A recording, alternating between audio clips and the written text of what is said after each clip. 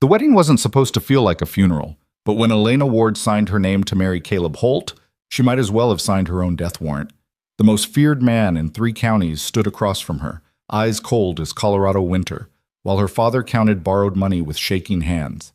Everyone knew the stories: cattle rustlers found broken, thieves who never returned, men who crossed Caleb Holt and simply disappeared. Now Elena belonged to him. The ink wasn't even dry before she wondered, would she survive the first night or become just another whispered warning in these mountains? If you're watching from anywhere in the world, drop your city in the comments below. I want to see how far Elena's story travels. And if you love stories of survival, unexpected love, and second chances, hit that like button and stay until the very end. Because what Elena discovers about her new husband will change everything she thought she knew about fear, power, and what it means to truly choose your own life. The banker's office smelled of old leather and older money, neither of which belonged to Elena's father anymore. Thomas Ward sat hunched in the wooden chair across from Mr. Pemberton's massive oak desk, hat clutched between work-worn hands, while his daughter stood rigid beside him. Through the wavy glass window, downtown Denver bustled with afternoon commerce, freight wagons rattling past, women in their spring dresses laughing beneath shop awnings, children chasing a hoop down the boardwalk. Normal life. The kind Elena had lived until 3 months ago, before the cattle sickness, before the failed harvest, before her mother's lingering death had drained what little savings they'd scraped together, before everything fell apart. "Mr. Ward, I've extended every courtesy." Pemberton's voice carried the practiced sympathy of a man who'd foreclosed on dozens of desperate families. He straightened the papers before him with meticulous care. "The bank simply cannot justify further extensions. Your property taxes alone are 8 months delinquent, the outstanding loan on your stock. I'm afraid the numbers don't lie." Elena watched her father's shoulders curve inward, watched 53 years of pride crumble like sun-dried clay. The Ward Ranch, 300 acres of Colorado grassland her grandfather had claimed in 1851, that her father had defended against drought and Cheyenne raids and the chaos of the war years, was about to become a line item in a bank ledger. "There must be something," Thomas said, and his voice broke on the last word. "Some arrangement. I'll work. You're not a young man, Mr. Ward." Pemberton's tone gentled, which somehow made it worse. "The kind of labor you're suggesting, it would take years to satisfy this debt. Years you don't have." He glanced at Elena, a flicker of calculation crossing his face. "Unless—" The word hung in the air like gun smoke. Elena's spine straightened. She'd seen that look before. At church socials, at the general store, anytime a man with means sized up a woman without them. She was 23, unmarried, and according to the whispers, headed for spinsterhood. Pretty enough, they said, if you like the tall, stubborn type. Good hips for childbearing, decent cook, but too much vinegar in her, too much of her father's bullheaded independence. "No," Thomas said sharply. "Elena's not— I'm not suggesting anything improper," Pemberton interrupted, though his expression suggested otherwise. "I'm simply noting that matrimony has solved many a financial difficulty. There are men of means who value practical arrangements." Elena's hands fisted in her skirt. "You mean sell myself to clear my father's debts?" "I mean secure your future through advantageous marriage." Pemberton's smile didn't reach his eyes. "Your father's situation is dire, Miss Ward. Without intervention, you'll both be destitute by summer's end. A strategic union could provide security for you both." "With whom?" The question came out harder than Elena intended. "Which of your banking friends needs a wife desperate enough to ignore his Caleb Holt?" The name dropped into the conversation like a stone into still water. Thomas Ward's head snapped up. "Absolutely not." But Pemberton was already opening a different folder, pulling out a telegram. "Mr. Holt contacted me last month inquiring about available properties in the valley. I mentioned your situation. He expressed interest in a different sort of acquisition." Elena's throat went dry. Everyone in 3 counties knew Caleb Holt's name. The cattle baron who'd carved an empire from the wildlands north of Boulder. The man whose ranch sprawled across 5,000 acres of prime grazing land, whose herds numbered in the thousands, whose word was law from the Front Range to the Wyoming border. The man, they said, was harder than the mountains he claimed and twice as unforgiving. He's a monster, Thomas whispered. He's a businessman, Pemberton corrected, and he's willing to assume your entire debt in exchange for marriage to your daughter. Your ranch would remain in your family's possession, managed by Mr. Holt's operation, but legally yours. You'd have security, income, a future. He looked at Elena. So would she. As what? Elena's voice shook despite her effort to control it. His property, another asset to manage? As his wife. Pemberton slid the telegram across the desk. His offer is extraordinarily generous, Miss Ward. He asks only that you come willing, that the marriage be legal and binding, and that you give it 1 year. After that, if you're truly miserable, he'll grant you an annulment and a settlement that would keep you comfortable for life. Elena stared at the telegram. The words blurred together, but certain phrases stood out. Debt satisfaction in full. Property maintenance guaranteed. Matrimonial contract. Why? She asked. Why would a man like Caleb Holt want a forced bride? Pemberton's smile turned knowing. Why does any man of means seek a wife, Miss Ward? Companionship, heirs, the respectability of family. Mr. Holt is 40 years old and has never married. Perhaps he's tired of eating alone. The absurdity of it struck Elena like a slap. Caleb Holt, the man they said had killed 3 rustlers and left their bodies for the crows, who'd run off a railroad survey crew with dynamite and threats, who did business with a handshake that meant more than most men's written contracts, wanted a wife for companionship. He's buying a broodmare, she said flatly. He's offering salvation, Pemberton countered. And frankly, Miss Ward, you're not in a position to be particular about his motivations. Your father will lose everything within the month. You'll both be turned out with nothing. This way, at least one of you survives with dignity intact. Thomas pushed to his feet, joints cracking. We'll find another way. There is no other way. Pemberton's patience was wearing thin. I've already filed the foreclosure paperwork. Judge Morrison signs off on Friday. After that, the ranch goes to auction and your debt follows you anywhere you run. He looked at Elena. Is your pride really worth your father's ruin? The words hit like stones. Elena had watched her mother die in a bedroom they could barely heat, medicine they couldn't afford sitting uselessly on the nightstand. She'd seen her father age a decade in 6 months, watched his hand shake every time another bill came, heard him crying in the barn when he thought she couldn't hear. The Ward Ranch was all they had left of her grandfather's dream, her mother's grave, her own childhood, and Caleb Holt could make it all go away with a signature. I need to think, she said. You have until Friday, Pemberton replied. Mr. Holt expects an answer by week's end. If you decline, he's prepared to purchase your property at auction for considerably less than he's offering now. Either way, he gets what he wants. The question is whether you do. Well, the ride back to the ranch took 3 hours, and neither Elena nor her father spoke for the first 2.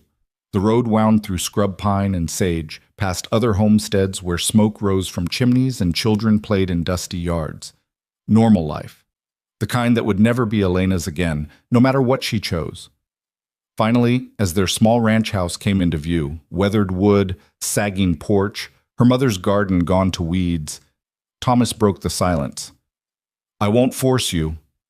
Elena stared at her hands, at the calluses from years of ranch work, the scar across her thumb from a broken fence wire. Working hands, survivor's hands. What choice do I have? There's always a choice. But his voice lacked conviction. Is there?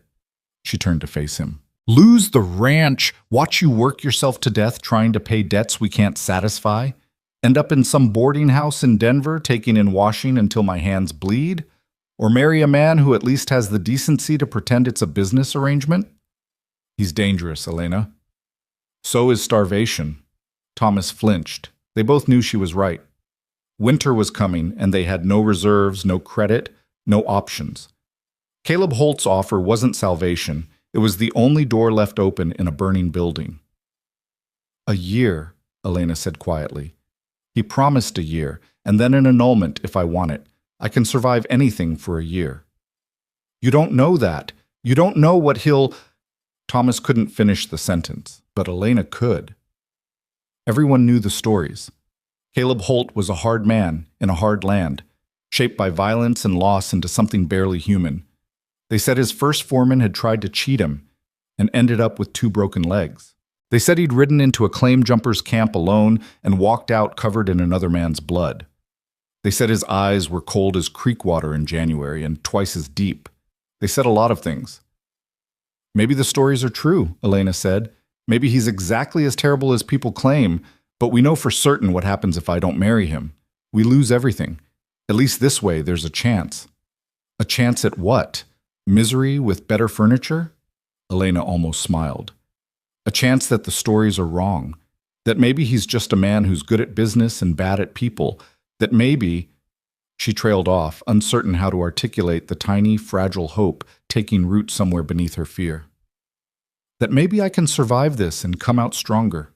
Thomas was quiet for a long moment. When he finally spoke, his voice was rough with unshed tears. Your mother would never forgive me. Mama would understand. Elena reached across and squeezed her father's weathered hand. She did harder things to keep us alive. Remember the winter she shot that mountain lion? Or when she rode to Boulder alone to fetch the doctor when you had pneumonia? She was fearless. She was terrified, Elena corrected, but she did what needed doing anyway. That's what being a ward means, isn't it? We survive. They sat in silence as the wagon creaked to a stop outside the house. Chickens scattered, complaining. The old dog, Rust, limped over for a scratch. Everything familiar. Everything about to change. If I write to Pemberton tomorrow, Elena said carefully, and accept Holt's offer, what happens then? Thomas closed his eyes. Then I drive you to your wedding and try to live with myself afterward. Then I'll write to Pemberton. Elena climbed down from the wagon, her decision made. And you'll live with yourself by keeping this ranch running, by staying alive and healthy, by being here when I come back. Because I will come back, Papa. 1 year. I can do anything for 1 year. Even marry a monster, Annette. The telegram arrived 4 days later, delivered by a boy from town who wouldn't meet Elena's eyes. She tipped him with one of their last coins and opened the envelope with shaking hands. Arrangement accepted. Stop. Wedding. Friday. Next Boulder Courthouse. Stop. Transport provided. Stop. See Holt. 9 words. No warmth, no reassurance, not even a greeting, just cold efficiency, like ordering supplies or scheduling a cattle auction. Elena's wedding invitation. She had 6 days. The women from church arrived the next afternoon, carrying fabric and sympathy in equal measure. Mrs. Chen, the seamstress, took measurements while Mrs. Murphy and Mrs. Patterson sorted through donated cloth, their chatter carefully cheerful and desperately hollow. Such a lucky match, Mrs. Murphy said, holding up a length of cream muslin. Mr. Holt is quite prosperous, you know. And handsome, Mrs. Patterson added quickly. In that stern sort of way. Very imposing. Mrs. Chen said nothing, just pinned and measured with practiced efficiency. When the other women stepped outside to fetch more supplies, she spoke quietly without looking up. My husband works for Mr. Holt sometimes. Carpentry, repairs. She adjusted the muslin around Elena's waist. He's not what people say. Hard, yes. Demanding, but fair. Honest. He pays better than anyone in 3 counties, never cheats on weight or price. A pause. And he doesn't hurt people without cause. Without cause? Elena's voice came out small. Thieves, liars, men who harm the weak. Mrs. Chen's hands stilled. There was a drover last year who beat his horse bloody. Mr. Holt saw it, broke the man's whip hand, fired him on the spot, gave the horse to a widow who needed help with her farm. She looked up, meeting Elena's eyes for the first time. The stories people tell, they're mostly true, but they're not the whole truth. It wasn't much comfort, but Elena clung to it anyway. The next days blurred together, packing her few belongings, saying goodbye to neighbors who tried to hide their pity, helping her father with chores while pretending nothing was about to change forever. She didn't sleep the night before the wedding, just lay in her childhood bed watching moonlight creep across familiar walls, memorizing the shape of her old life. When dawn broke, Elena rose and dressed in the simple cream muslin the church women had sewn. No veil, no flowers, no pretense of joy. This was a transaction, after all, a business arrangement with a white dress. Thomas insisted on driving her himself. They made the journey to Boulder in heavy silence, the wagon rattling over rutted roads while the sun climbed higher. When the courthouse finally came into view, a stolid brick building in the center of town, Elena's breath caught. A man stood on the steps, tall, broad-shouldered, dressed in dark wool despite the spring warmth. Even from a distance, his presence dominated the space, like he'd carved himself from the same stone as the mountains behind him. Caleb Holt. Elena's future husband looked exactly like what he was: hard, weathered, uncompromising. His face could have been chiseled from granite. Sharp jaw, strong nose, deep-set eyes shadowed beneath the brim of his hat. Not handsome, exactly, but arresting in the way a cliff face or a storm front arrests attention. Impossible to ignore. Dangerous to underestimate. He watched their wagon approach with the stillness of a predator. Thomas pulled the horses to a stop. For a long moment, nobody moved. Then Caleb descended the steps with measured grace, each movement controlled and deliberate. When he reached the wagon, he removed his hat, revealing dark hair silvered at the temples, and looked up at Elena. His eyes were gray. Not cold, as the stories claimed. Just careful, guarded. Like looking into deep water and not knowing what swam beneath. "Miss Ward." His voice was rough, low, a rumble like distant thunder. "I'm Caleb Holt." "I know." Elena's voice barely trembled. Small victory. "You came." Something flickered across his expression. Surprise? Relief? It vanished before she could name it. "Wasn't certain you would." "I don't break my word." "Good." Caleb glanced at Thomas, who sat rigid and silent. "Mr. Ward, your daughter will be well provided for. You have my word on that." Thomas said nothing, just stared straight ahead. Caleb's jaw tightened, but he turned back to Elena. "Judge Morrison is waiting inside. Ceremony takes 5 minutes. After, we'll collect your things and head to the ranch." He paused, studying her face with unsettling intensity. "You scared?" Honesty seemed safer than lies. "Yes." "Smart." He offered his hand to help her down from the wagon. "Woman who isn't scared of me is a fool, but I keep my promises, Miss Ward. The contract stands. 1 year and you're free to go if that's what you choose. Until then, you're under my protection. Nobody hurts you, not even me." Elena took his hand. His palm was calloused, warm, his grip careful despite obvious strength.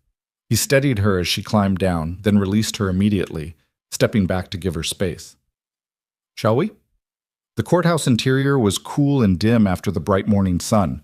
Judge Morrison waited in his chambers, an elderly man with kind eyes who looked at Elena with gentle concern. "Miss Ward, do you enter this marriage of your own free will?" "No, yes. What did free will even mean when the alternative was ruin?" "I do," Elena said. The judge turned to Caleb. "Mr. Holt, do you promise to honor and provide for this woman as your lawful wife?" "I do." No hesitation, no emotion, just fact. "Then, by the power vested in me by the territory of Colorado, I pronounce you husband and wife." Judge Morrison closed his book. "Mr. Holt, you may—" "No need." Caleb cut him off gently. "Thank you, Judge." He turned to Elena. "My wagon's outside. We should get moving. It's a 4-hour ride to the ranch, and I'd rather make it before dark." No kiss, no embrace, just efficiency. Elena followed him outside where a sturdy freight wagon waited, hitched to a pair of massive draft horses. Caleb loaded her single trunk like it weighed nothing, then helped her onto the seat with the same careful distance he'd shown before. Thomas had climbed down from his own wagon. He stood at a loss, clearly wanting to say something, anything, but words seemed to have abandoned him. Elena made the choice for them both. She crossed the space between them and hugged her father fiercely, memorizing the smell of pipe tobacco and honest sweat, the scratch of his beard against her cheek. "I love you, Papa," she whispered, "and I'll be fine." Thomas's arms tightened around her. "If he hurts you, he won't." She pulled back, made herself smile. "Mrs. Chen says he's fair. I'm choosing to believe that. Choosing doesn't make it true. No, but it's all I've got. She climbed onto the wagon beside Caleb before her courage failed. He gathered the reins, clicked his tongue, and the horses lurched forward. Elena didn't look back, couldn't bear to see her father standing alone in the street, watching his daughter disappear into a stranger's life. They rode in silence for the first hour. The road climbed steadily into the foothills, leaving Boulder behind as pine forest closed in around them. The wagon creaked and swayed. Birds called from hidden branches. Caleb handled the horses with quiet competence, his attention on the road ahead, seemingly content with the silence. Elena studied him from the corner of her eye. Up close, he looked older than 40, the kind of aging that came from hard living rather than years. Sun-weathered skin, a scar cutting through one dark eyebrow, fine lines bracketing his mouth. His hands on the reins were scarred too, knuckles that had clearly been broken and healed crooked. Fighting hands, working hands, dangerous hands, but gentle when he'd helped her into the wagon.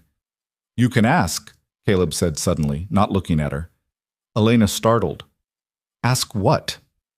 "Whatever you're thinking so loud I can practically hear it."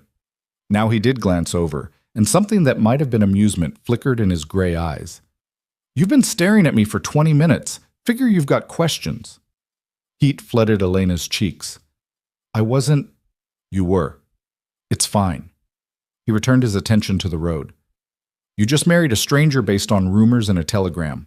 Be strange if you weren't curious." Fair point. Elena gathered her courage. "Why did you want a wife?" "Need," Caleb corrected. "I needed a wife. Want implies choice. That's not an answer." "No, I suppose it's not." He was quiet for a moment, navigating around a fallen branch. "I'm building something that'll outlast me. A legacy. But a legacy needs heirs, and heirs need a mother. I'm too old and too particular to court properly, and most women—" He trailed off. "Are afraid of you," Elena finished. "Yes. No shame in the admission. Can't fault them for it. I've cultivated that fear deliberately. Keeps predators away, makes business dealings cleaner, but it also makes certain kinds of connection." He paused, searching for words. "Difficult. So you bought a wife instead." Caleb's jaw tightened. "I offered a fair exchange. Your family's debt for 1 year of your life, with the option to walk away after. That's not buying. That's bargaining." Semantics. Important ones. He looked at her directly, and Elena was struck again by the intensity of those gray eyes. "I could have taken your ranch outright at auction. Could have hired a woman for companionship. Found some desperate widow willing to warm my bed for money. Instead, I offered you a choice and a contract with terms that protect you. That means something to you?" It did. Elena hadn't wanted to admit it, but the contract's fairness had been the only reason she'd signed. A year wasn't forever. And if Caleb Holt kept his word about the annulment and settlement, she'd have options afterward. Independence. Maybe even the means to save her father's ranch herself. "What if I can't give you children?" she asked quietly. "Then I'll deal with that when it happens." "Or doesn't." Caleb shrugged. "Plenty of men die childless. Won't be the end of the world. But the legacy will adapt." His tone suggested the subject was closed. "Besides, we're putting the cart well before the horse. Right now, I just need you to run my household, manage the domestic side of the ranch, and not run screaming into the mountains after the first week." Despite everything, Elena almost laughed. "That's all?" "That's plenty." Something like humor touched his voice. "Previous housekeeper quit after 2 months, said I was impossibly demanding and had the social graces of a wounded bear." Her words, not mine. Were they accurate? Probably. Caleb glanced at her again, and this time there was definitely amusement in his expression. "Fair warning, Miss Ward." "Mrs. Holt," Elena corrected before she could stop herself. The wagon lurched slightly as Caleb's hands jerked on the reins. He recovered quickly, but not before Elena saw genuine surprise cross his face. "Mrs. Holt," he repeated slowly, testing the words. "You're right. Apologies." He cleared his throat. "Fair warning, Mrs. Holt. I'm not easy company. I work long hours, speak bluntly, and have little patience for incompetence or inefficiency. My expectations are high, and I don't tolerate laziness." And if I meet those expectations, then you'll be treated with the respect any person deserves. Fed well, housed comfortably, and left in peace when you want it. He paused. And if you don't meet them, I'll tell you directly so you can improve. I don't believe in silent resentment or petty cruelty. You'll always know where you stand with me. It wasn't romantic, wasn't even particularly reassuring, but it was honest, and Elena found herself appreciating that more than empty promises would have provided. The 1 year, she said, after that, if I choose the annulment and settlement, you'll truly let me go? Yes. No hesitation. I keep my word, Mrs. Holt. Always have, always will. You give me a fair year, an honest effort at making this arrangement work. And if at the end you're miserable, you walk away with enough money to start fresh wherever you please. His voice hardened slightly. But it has to be a fair effort. If you spend 12 months sabotaging everything and making both our lives hell just to collect the settlement, that's breach of contract. Elena bristled. I'm not a cheat. Didn't say you were, just clarifying terms. Caleb met her eyes steadily. We're partners in this, Mrs. Holt. Might not be a love match, might not even be a friendship, but it's a partnership nonetheless. I do my part, you do yours, and maybe we both come out better for it. The road crested a ridge, and suddenly the valley opened before them. Elena's breath caught. Caleb Holt's ranch sprawled across the landscape like a small kingdom. Pastures rolled away in every direction, dotted with hundreds, no, thousands of cattle. Barns and outbuildings clustered near a wide creek, corrals and paddocks laid out with military precision. And in the center of it all, on a slight rise overlooking the entire operation, stood a house. Not a cabin, not a homestead shack. A house. 2 stories of solid timber construction, wide porch wrapping around 3 sides, glass windows that caught the afternoon sun like jewels. Smoke rose from 2 chimneys.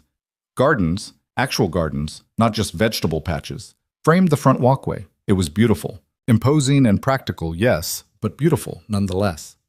Home, Caleb said simply. For the next year, anyway. Longer, if you choose.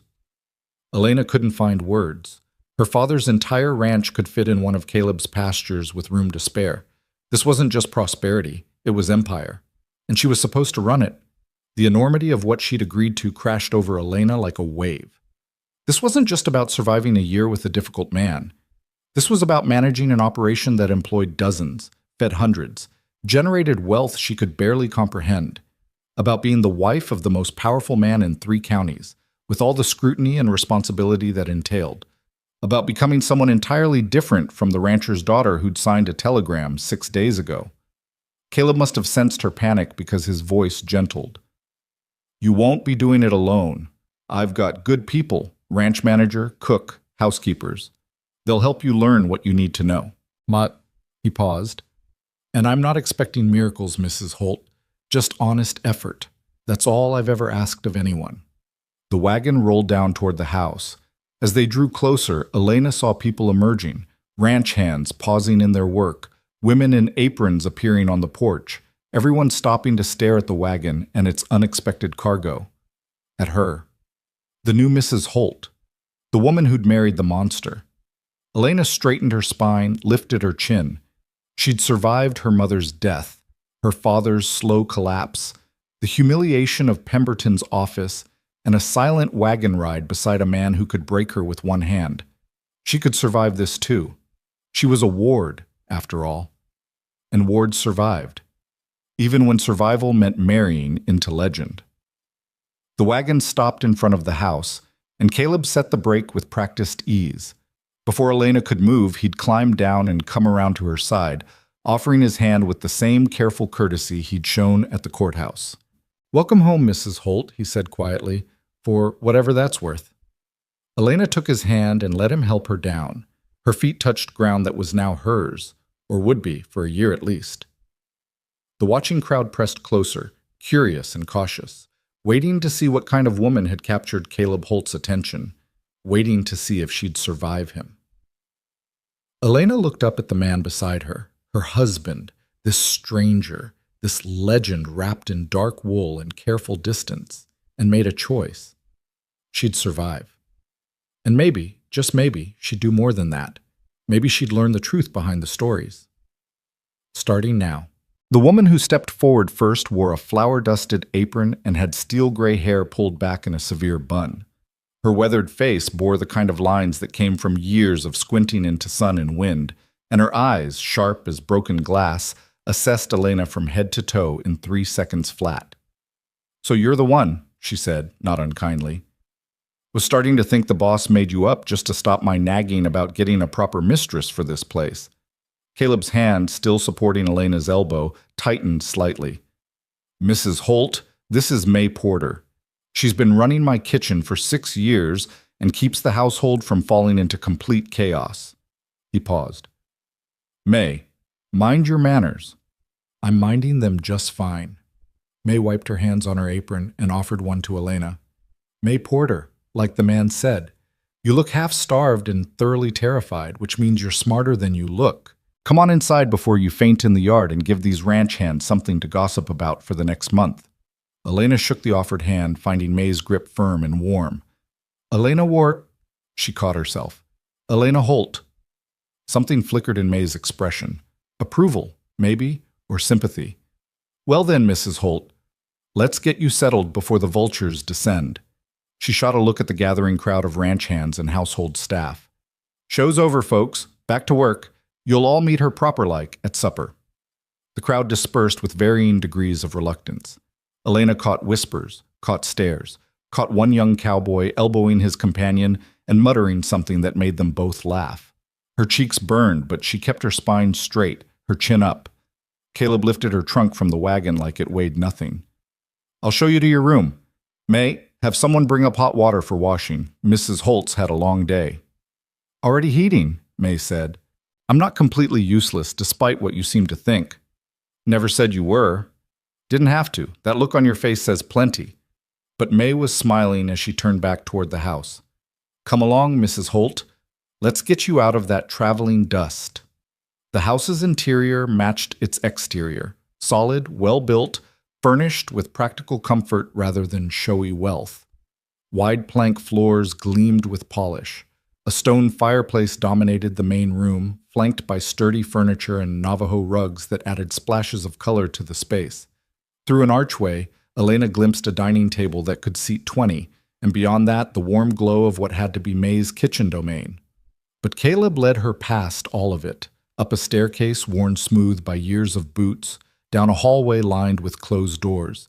He stopped at the second-to-last door on the right and pushed it open. The room beyond stole Elena's breath. It wasn't large, maybe 12 by 14 feet, but it was hers, completely, utterly hers.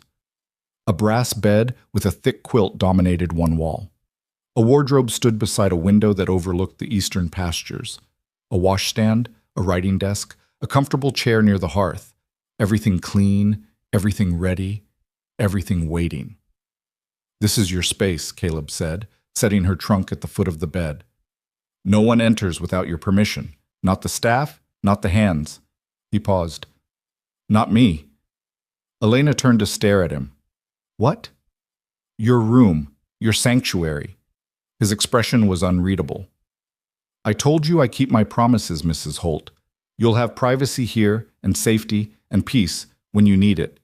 He gestured to the door. "There's a lock. Use it if you want." "And you?" The question came out smaller than Elena intended. "Where do you—" "End of the hall." Caleb's voice remained neutral, matter-of-fact.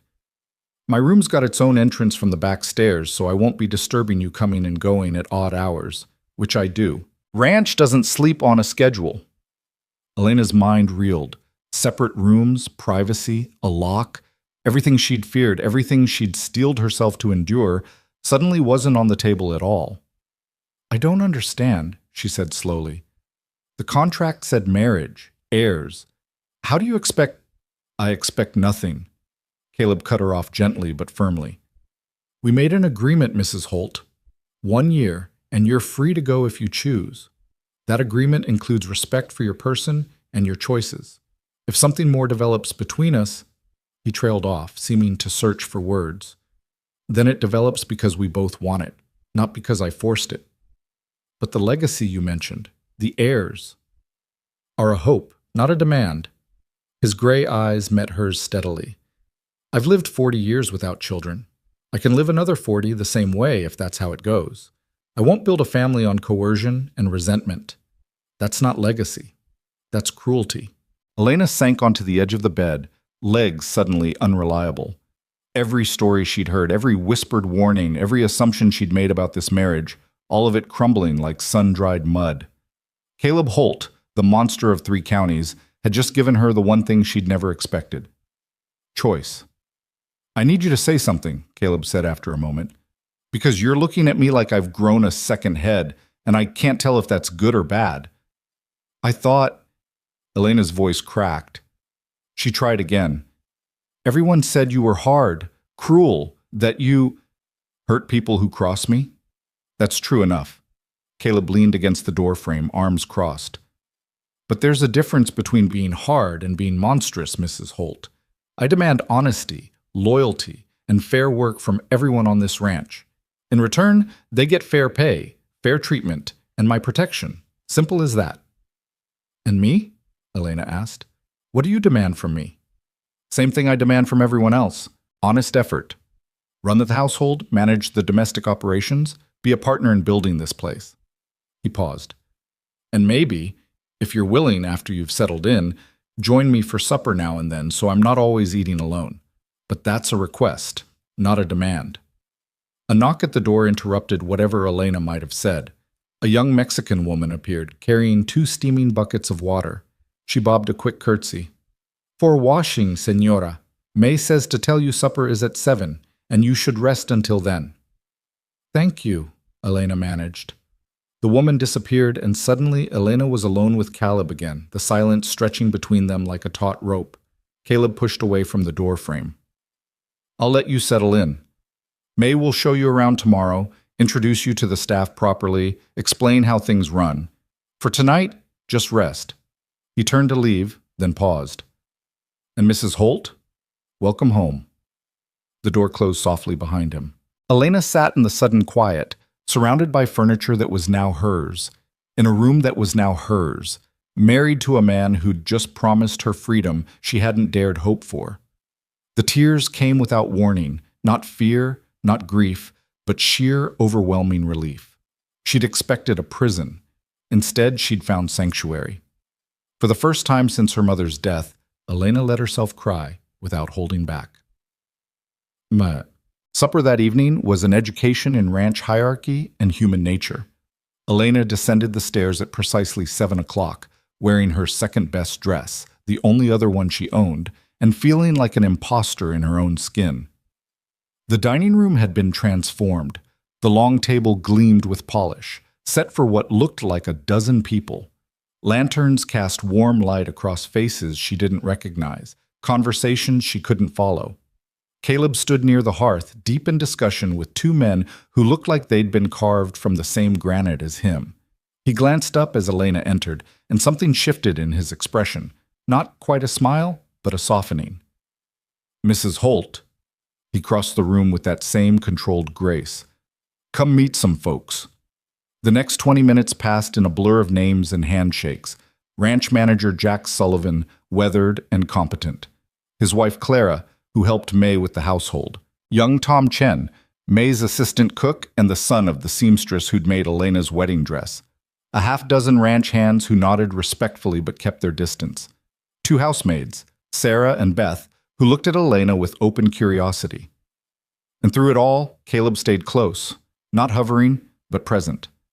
A hand at Elena's elbow when introductions became overwhelming. A quiet word that turned away questions that pressed too close, making it clear, without saying so directly, that his new wife was under his protection. When May finally called everyone to table, Caleb pulled out the chair at the head for himself, then gestured to the seat at his right hand. Mrs. Holt sits here. It wasn't a request. Elena took the seat, hyper-aware of every eye on her.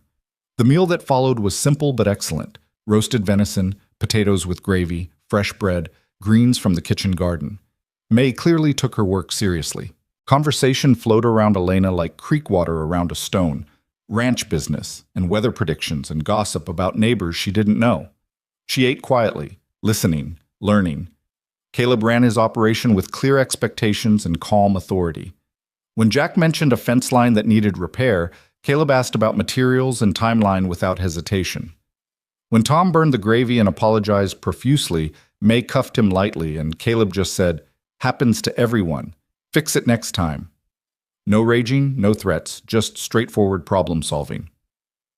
"Mrs. Holt?" Clara Sullivan's voice pulled Elena from her observations. "May mentioned you might want help learning the household routines. I'd be happy to show you the accounts, the supply schedules, that sort of thing." Every head turned toward Elena, waiting, judging, wondering if the boss's new wife would be useless decoration or actual help. Elena set down her fork carefully. "I'd appreciate that, Mrs. Sullivan. I'm used to running a small household, but this?" She gestured at the room, the ranch beyond. "This is considerably larger. I'll need guidance." "You'll have it," May said firmly. "Lord knows this place could use a proper mistress. No offense, boss, but you're hell on organization." "None taken," Caleb said mildly. "It's why I hired you." "And why you married her," May shot back, nodding at Elena. "Someone needs to keep you from working yourself into an early grave." Several of the ranch hands chuckled. Caleb's mouth quirked. Not quite a smile, but close. "Is that your job now, Mrs. Holt? Keeping me from an early grave?" Elena met his eyes across the table. "I suppose that depends on whether you're willing to be kept." More laughter. The tension in the room eased. Caleb raised his coffee cup in a small salute. "Fair enough." The meal continued, but something had shifted. Elena had passed some invisible test, shown she could hold her own, speak up, not crumble under scrutiny. The conversations began to include her. Clara asked about her father's ranch. Sarah mentioned the garden could use tending if Elena was interested. Even Jack warmed slightly, discussing the challenges of spring calving in ways that assumed Elena knew cattle work, which she did. She might be out of her depth with household management on this scale, but she knew ranching, knew the rhythm of seasons, the demands of livestock, the endless cycle of work that kept any operation running. And these people, Caleb's people, were starting to realize it. By the time May brought out pie, Elena felt less like an intruder and more like something. Not quite family, not quite accepted, but possibly, eventually, part of this strange community Caleb had built. After supper, the household dispersed to evening chores. Caleb caught Elena's arm gently as she stood to help clear plates. "Walk with me." It wasn't a request, but it wasn't a demand either. Elena nodded, let him guide her toward the front door and out onto the wide porch. The night had cooled considerably. Stars blazed overhead in the clear mountain air, so many more than Elena ever saw from her father's ranch. The sound of cattle lowing drifted up from the lower pastures. Somewhere, a coyote called, and another answered. Caleb leaned against the porch railing, looking out over his empire. "You did well tonight." "I ate dinner and answered questions." "You showed them you're not some helpless city girl who'll faint at honest work." He glanced at her. "May was testing you with that comment about organization. She wanted to see if you'd take offense or rise to the challenge." "And Jack?" "Was deciding if you understood ranching or if I'd married useless decoration." Caleb's voice held dry amusement. "You passed, which will make both our lives considerably easier." Elena joined him at the railing, careful to maintain distance between them. "Why do you care what they think? You're the boss. Can't you just order them to accept me?" "Could, won't." Caleb was quiet for a moment. "This place runs on respect, Mrs. Holt. Mine for them, theirs for me, everyone for each other. I can't order respect. It's earned or it's worthless. Better they come to accept you naturally than resent you because I forced it." It made sense. Everything about Caleb Holt was starting to make terrible, unexpected sense. "The stories about you," Elena said slowly. "The ones they tell in town about violence and vengeance, and how much of that is true?" Caleb didn't answer immediately. When he did, his voice had gone flat, emotionless. "Most of it. The rustlers I killed were trying to drive off 50 head of cattle and shot one of my men in the process. The railroad surveyors I ran off were trying to force a route through my best grazing land without fair compensation. The drover with the broken hand was beating an animal bloody for not moving fast enough." He turned to look at her directly. "I don't start trouble, Mrs. Holt, but I finish it, every time, without hesitation. That doesn't make you a monster. Doesn't make me a good man either. His expression was unreadable in the starlight. I've done things that cost me sleep. Hurt people who probably deserved it, but might not have. Built this place through force and fear as much as honest work. He paused. The question is whether you can live with that. With me. Elena considered. A week ago, she'd have been terrified.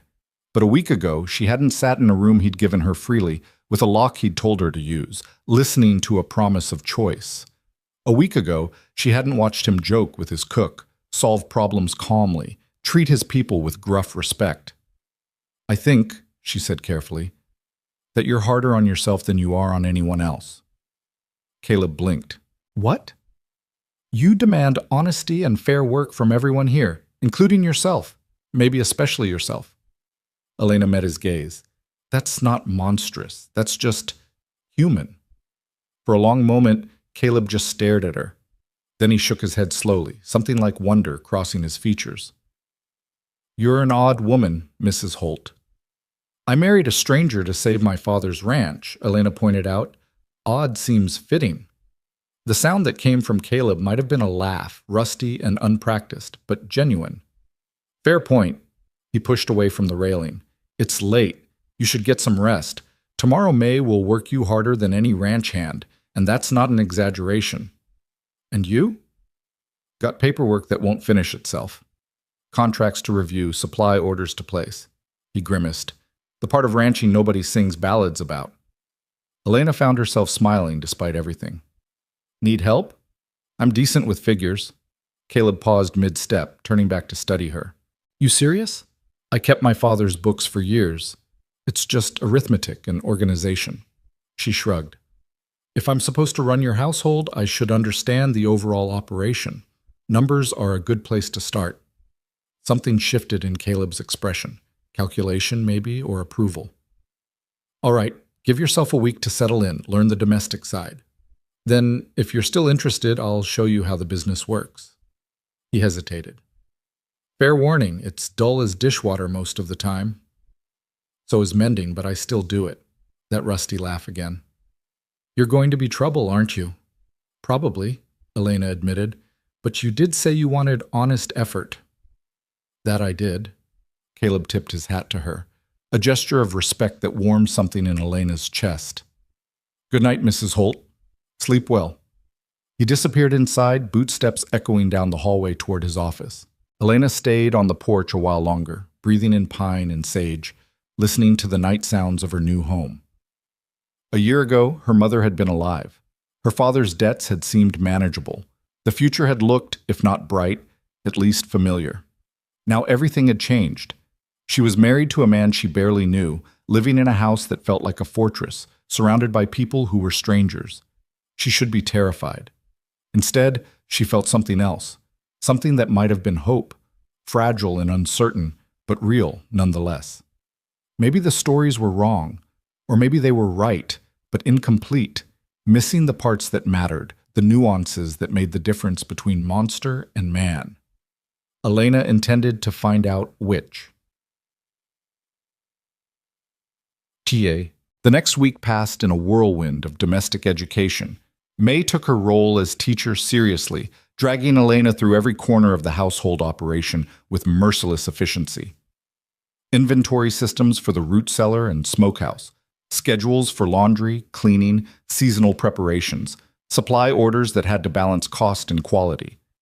Staff management, who was reliable, who needed supervision, who could be trusted with delicate tasks. The boss is brilliant with cattle and land, May explained as they sorted through linens, but he couldn't organize a tea party to save his life. That's where you come in. Clara Sullivan proved equally helpful, walking Elena through the account books with patient thoroughness. Income from cattle sales, expenses for feed and wages, maintenance costs, investment in breeding stock. The numbers were staggering. Caleb Holt wasn't just wealthy, he was building an empire that generated more money in a month than Elena's father had seen in years. And he wanted her to understand it, to be part of it. The days developed a rhythm. Morning chores and breakfast. Hours with May or Clara learning systems. Lunch with the household staff, listening to their chatter and slowly earning acceptance. Afternoons in the garden, which had been neglected and desperately needed attention. Supper with Caleb and whichever ranch hands were working close to the house that day. Caleb himself remained an enigma. He worked from dawn until well past dark, riding out to check fence lines and water sources, handling disputes and planning expansion. But every evening he appeared for supper, trail dusty and exhausted but present. He asked about Elena's day with genuine interest, listened when she mentioned problems with the household accounts, offered solutions without condescension. And he never, not once, pushed for more than she offered. Separate rooms, respectful distance, pleasant conversation over shared meals. It was the strangest marriage Elena could imagine, and somehow it was working.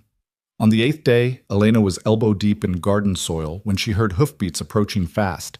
She looked up to see a young ranch hand, Billy, she thought his name was, riding hell-bent toward the house. He spotted her and changed course, pulling his horse up in a spray of gravel. "Mrs. Holt, is the boss here?" "In the barn with Jack, I think. What's wrong?" "Line shack fire in the north pasture. Not sure if it's accident or sabotage, but boss needs to know now." Elena was already on her feet, brushing dirt from her hands. "Go, I'll ring the bell." Billy wheeled his horse and was gone. Elena ran for the dinner bell mounted by the kitchen door and rang it hard. The emergency pattern May had taught her. 3 long peals, pause, 3 more. Within minutes, Caleb emerged from the barn at a dead run, Jack right behind him. He spotted Elena and changed direction. "What happened?" "Billy said fire at the North Line shack. He went to find you." Caleb's expression went hard as stone. "Jack, gather 6 men and meet me at the stable. Full emergency kit. Axes, shovels, water barrels." He turned to Elena. "I'll be gone overnight, maybe longer depending on how bad it is. May knows what to do." "Be careful." The words came out before Elena could stop them. Something flickered in Caleb's eyes. "Always am." Then he was moving, shouting orders that sent ranch hands scrambling. Within 10 minutes, 7 riders thundered north trailing a pack mule loaded with firefighting equipment. Elena watched them disappear over the ridge, her heart pounding irregularly. This was the life she'd married into, a world where disaster could strike without warning, where her husband rode toward danger as casually as other men rode to town. May appeared at her elbow. "They'll be fine. Boss has handled worse." "Has he?" Elena couldn't look away from the empty horizon. Fire 2 years back burned through 300 acres before they got it under control. Lost some cattle, couple of outbuildings, but no men. Boss wouldn't let anyone take foolish risks. May's voice was firm. "He's hard, but he's not reckless. He'll come home." Elena wanted to believe that, needed to. The day dragged endlessly. Elena threw herself into work, anything to keep her hands busy and her mind from spinning worst-case scenarios. She reorganized the pantry, helped Tom with meal prep, mended a pile of shirts that had been languishing in the sewing basket. Night fell with no word. The household staff went to bed in shifts, someone always awake in case riders returned. Elena tried to sleep and couldn't, finally giving up around midnight to sit on the porch wrapped in a quilt. The stars wheeled overhead. Coyotes sang their wild chorus, and Elena waited. Dawn broke gray and cold. May brought coffee and sat beside Elena without speaking, both of them watching the northern road. Around 8, Sarah came running from the kitchen. "Riders coming!" Elena was on her feet before conscious thought, shading her eyes against the rising sun. 7 horses, moving slow and tired. All 7. Relief hit her like a physical blow. Caleb dismounted in the yard, soot-streaked and exhausted. His eyes found Elena immediately, and something in his expression softened. "Fire's out. Contained to about 20 acres in the shack." His voice was rough with smoke. "No casualties, but it was close." "Sabotage?" Jack asked, swinging down from his own horse. "Deliberate. Found tracks, evidence of accelerant. Someone wanted to send a message." Caleb's jaw tightened. "We'll deal with it, but right now these men need food and rest." May was already mobilizing the kitchen. Within half an hour, tired firefighters were eating steak and eggs, while Caleb gave quiet orders to Jack about increasing patrols and investigating the sabotage. Elena hung back, uncertain of her role in crisis management. But when Caleb finished his coffee and stood to head for his office, she followed. He turned at the doorway, surprise flickering across his soot-stained face. "Mrs. Holt? You've been up all night fighting a fire," Elena said firmly. "You need to wash, eat a proper meal, and sleep. The investigation can wait a few hours." "I need to—" "Caleb." His name felt strange on her tongue, intimate. "Please, just take care of yourself first." For a long moment they stood there while something unspoken passed between them. Then Caleb nodded slowly. "Few hours. Then I'm back to work." "Few hours," Elena agreed. She watched him climb the stairs, moving like every muscle ached, heard water running, heard him moving around his room. An hour later, when she knocked softly to bring fresh coffee, there was no answer. Elena eased the door open, just a crack. Caleb lay sprawled across his bed, still half-dressed in soot-stained clothes, dead asleep. She set the coffee on his desk, pulled a quilt over him, and left quietly. When he woke 6 hours later and came downstairs looking sheepish, Elena just smiled and handed him the reheated coffee. "Thank you," he said quietly. "Partners?" Elena replied. "That's what you said. Partners take care of each other." Caleb looked at her for a long moment, gray eyes unreadable. Then he smiled, a real smile, warm and genuine. And Elena's heart did something complicated in her chest. Maybe this marriage was stranger than she'd imagined, but maybe, just maybe, it was also becoming something real. The fire investigation led straight to Marcus Webb, a neighboring rancher whose land bordered Caleb's northern pastures. Webb had been making noise for months about water rights and grazing boundaries, but nobody expected him to escalate to arson. Elena learned all this 3 days later when tensions finally boiled over in town. She'd ridden into Boulder with Clara to purchase fabric and supplies, enjoying the excuse to get off the ranch and see something besides endless pastures. The mercantile was crowded with Saturday shoppers, conversation flowing around bolts of cloth and barrels of flour. Elena was examining buttons when the door banged open hard enough to rattle the windows. Marcus Webb stood in the doorway, a barrel-chested man with a drinker's nose and mean eyes. Behind him, 3 of his ranch hands fanned out like they expected trouble. "Where's Holt?" Webb's voice cut through the chatter like a blade. "Someone said his woman was here. That true?" The mercantile went silent. Every eye turned toward Elena.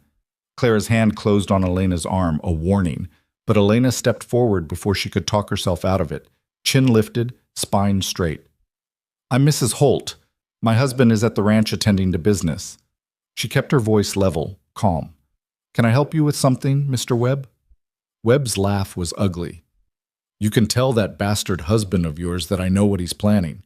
He thinks he can accuse me of arson, get the law involved, push me off my own land. He's got another think coming." "My husband accuses no one without evidence," Elena said coolly. "And if you're innocent, surely you welcome an investigation that would clear your name." "Don't you dare talk to me about evidence, girl."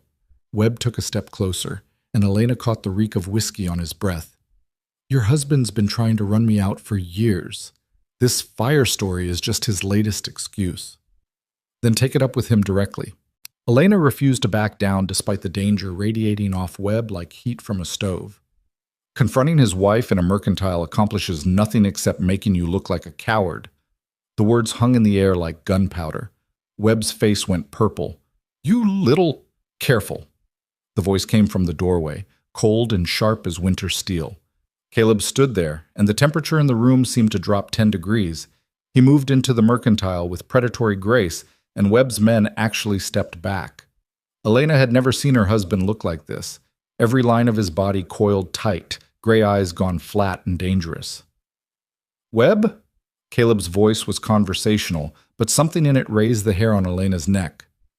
"You got a problem with me, you address it to my face. You come near my wife again with that tone, and we'll have a very different conversation." "I got every right to speak my piece. Not to her, you don't." Caleb moved between Webb and Elena with deliberate precision.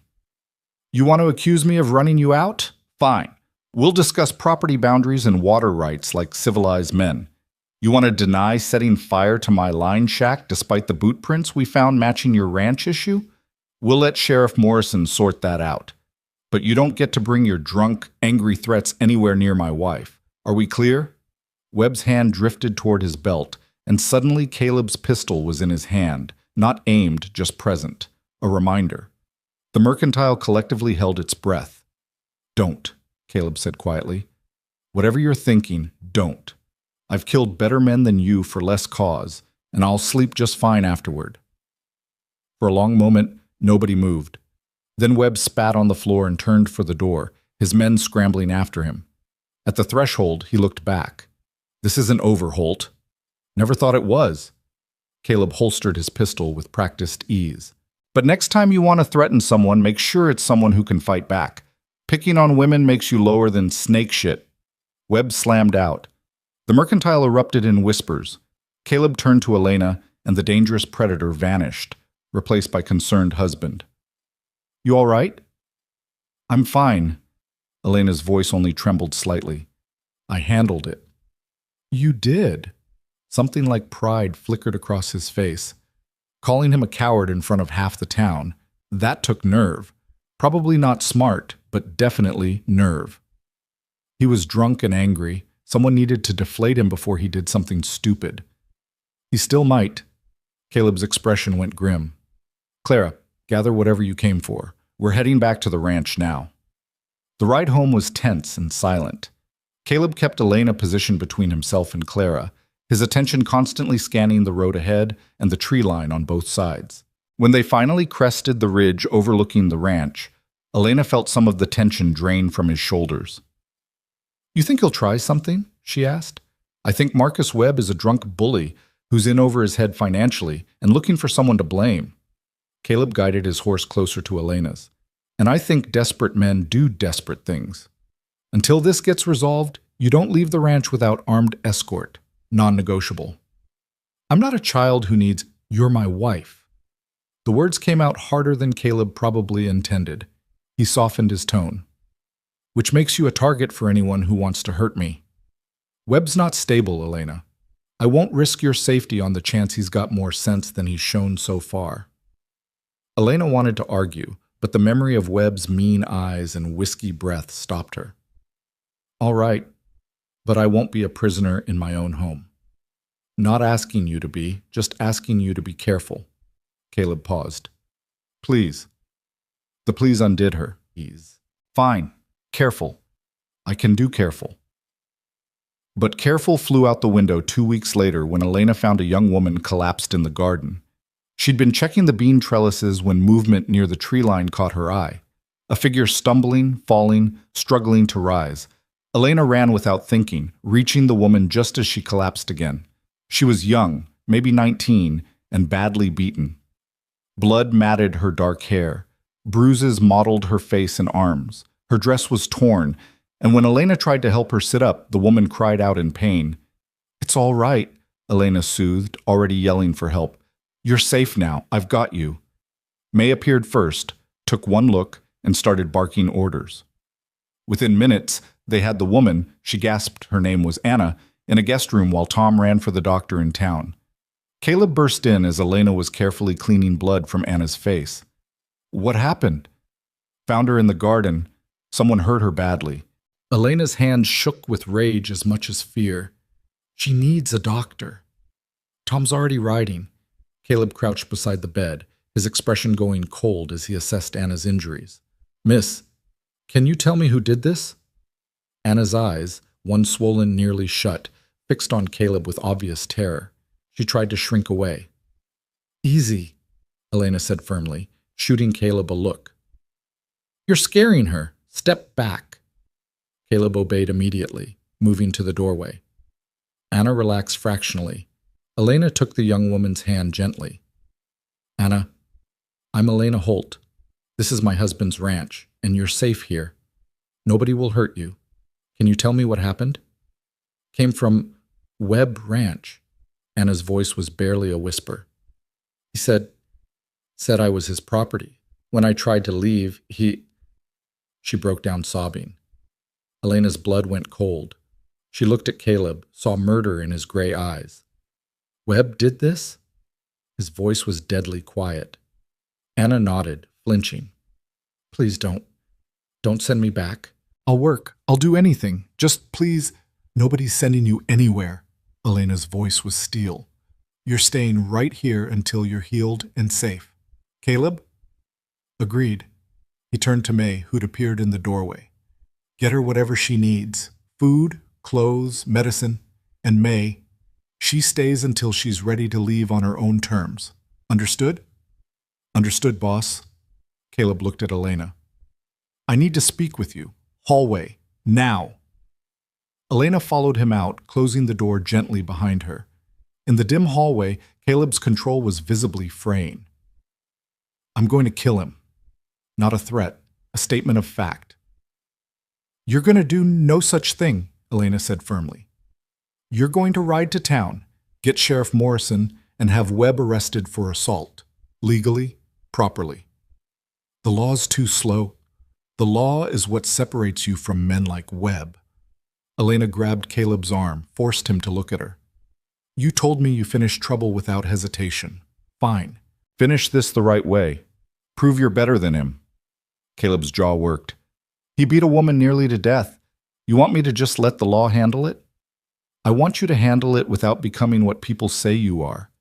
Elena's voice gentled. You're not a monster, Caleb. Don't let Webb turn you into one. For a long moment, Caleb stared at her. Then something in him broke, and he pulled Elena into his arms. Sudden, desperate, clinging. She froze in surprise, then slowly wrapped her arms around him, feeling the tremors running through his frame. I'm so damn tired of it, he whispered against her hair. The violence. The constant fighting. Trying to build something good while everyone expects me to be the devil. I know. Elena held him tighter. But you're not the devil. You're just a man trying to do right in a hard world. That's enough. You're enough. Caleb pulled back, his hands framing her face with unexpected gentleness. For a heartbeat, Elena thought he might kiss her. Instead, he pressed his forehead to hers, breathing hard. What did I do to deserve you? He asked roughly. Made a smart business deal. Elena managed a shaky smile. Now go get the sheriff before I change my mind about the legal approach. That surprised a laugh out of him. Yes, ma'am. He pulled away reluctantly. Jack's going with me. You stay here. Keep Anna calm. And for the love of, stay away from the windows. Caleb, please, Elena. He used her first name like a caress. Just this once. Let me worry without you arguing. Fine, but you come back safe. Always do. He rode out with Jack and two armed ranch hands 10 minutes later. Elena watched from the porch until they disappeared, then returned to Anna's room where May was coaxing broth into the frightened woman.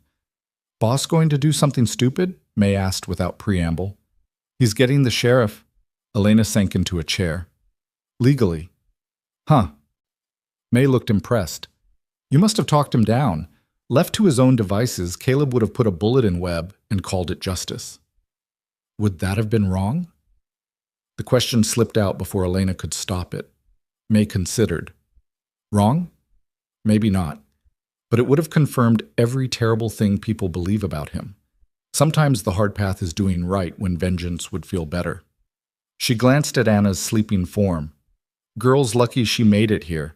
Another hour in that condition, and we'd be burying her. Elena shuddered. The thought of Webb, drunk, violent, entitled, treating a woman like disposable property made her physically ill. How many others had he hurt? How many hadn't made it to safety? The doctor arrived an hour later, a gruff older man named Patterson, who'd seen plenty of frontier violence. He examined Anna thoroughly, his expression growing darker by the minute. Broken ribs, possible concussion, extensive bruising. She'll heal, but she needs rest and careful watching. He packed his bag. Sheriff will want a statement when she's able. This kind of brutality, someone needs to answer for it. They will, Elena promised. Patterson studied her. You're Holt's new wife. Heard about you in town. He paused. Also heard what you said to Webb in the mercantile. Took courage. Or stupidity. Sometimes same thing. Patterson headed for the door.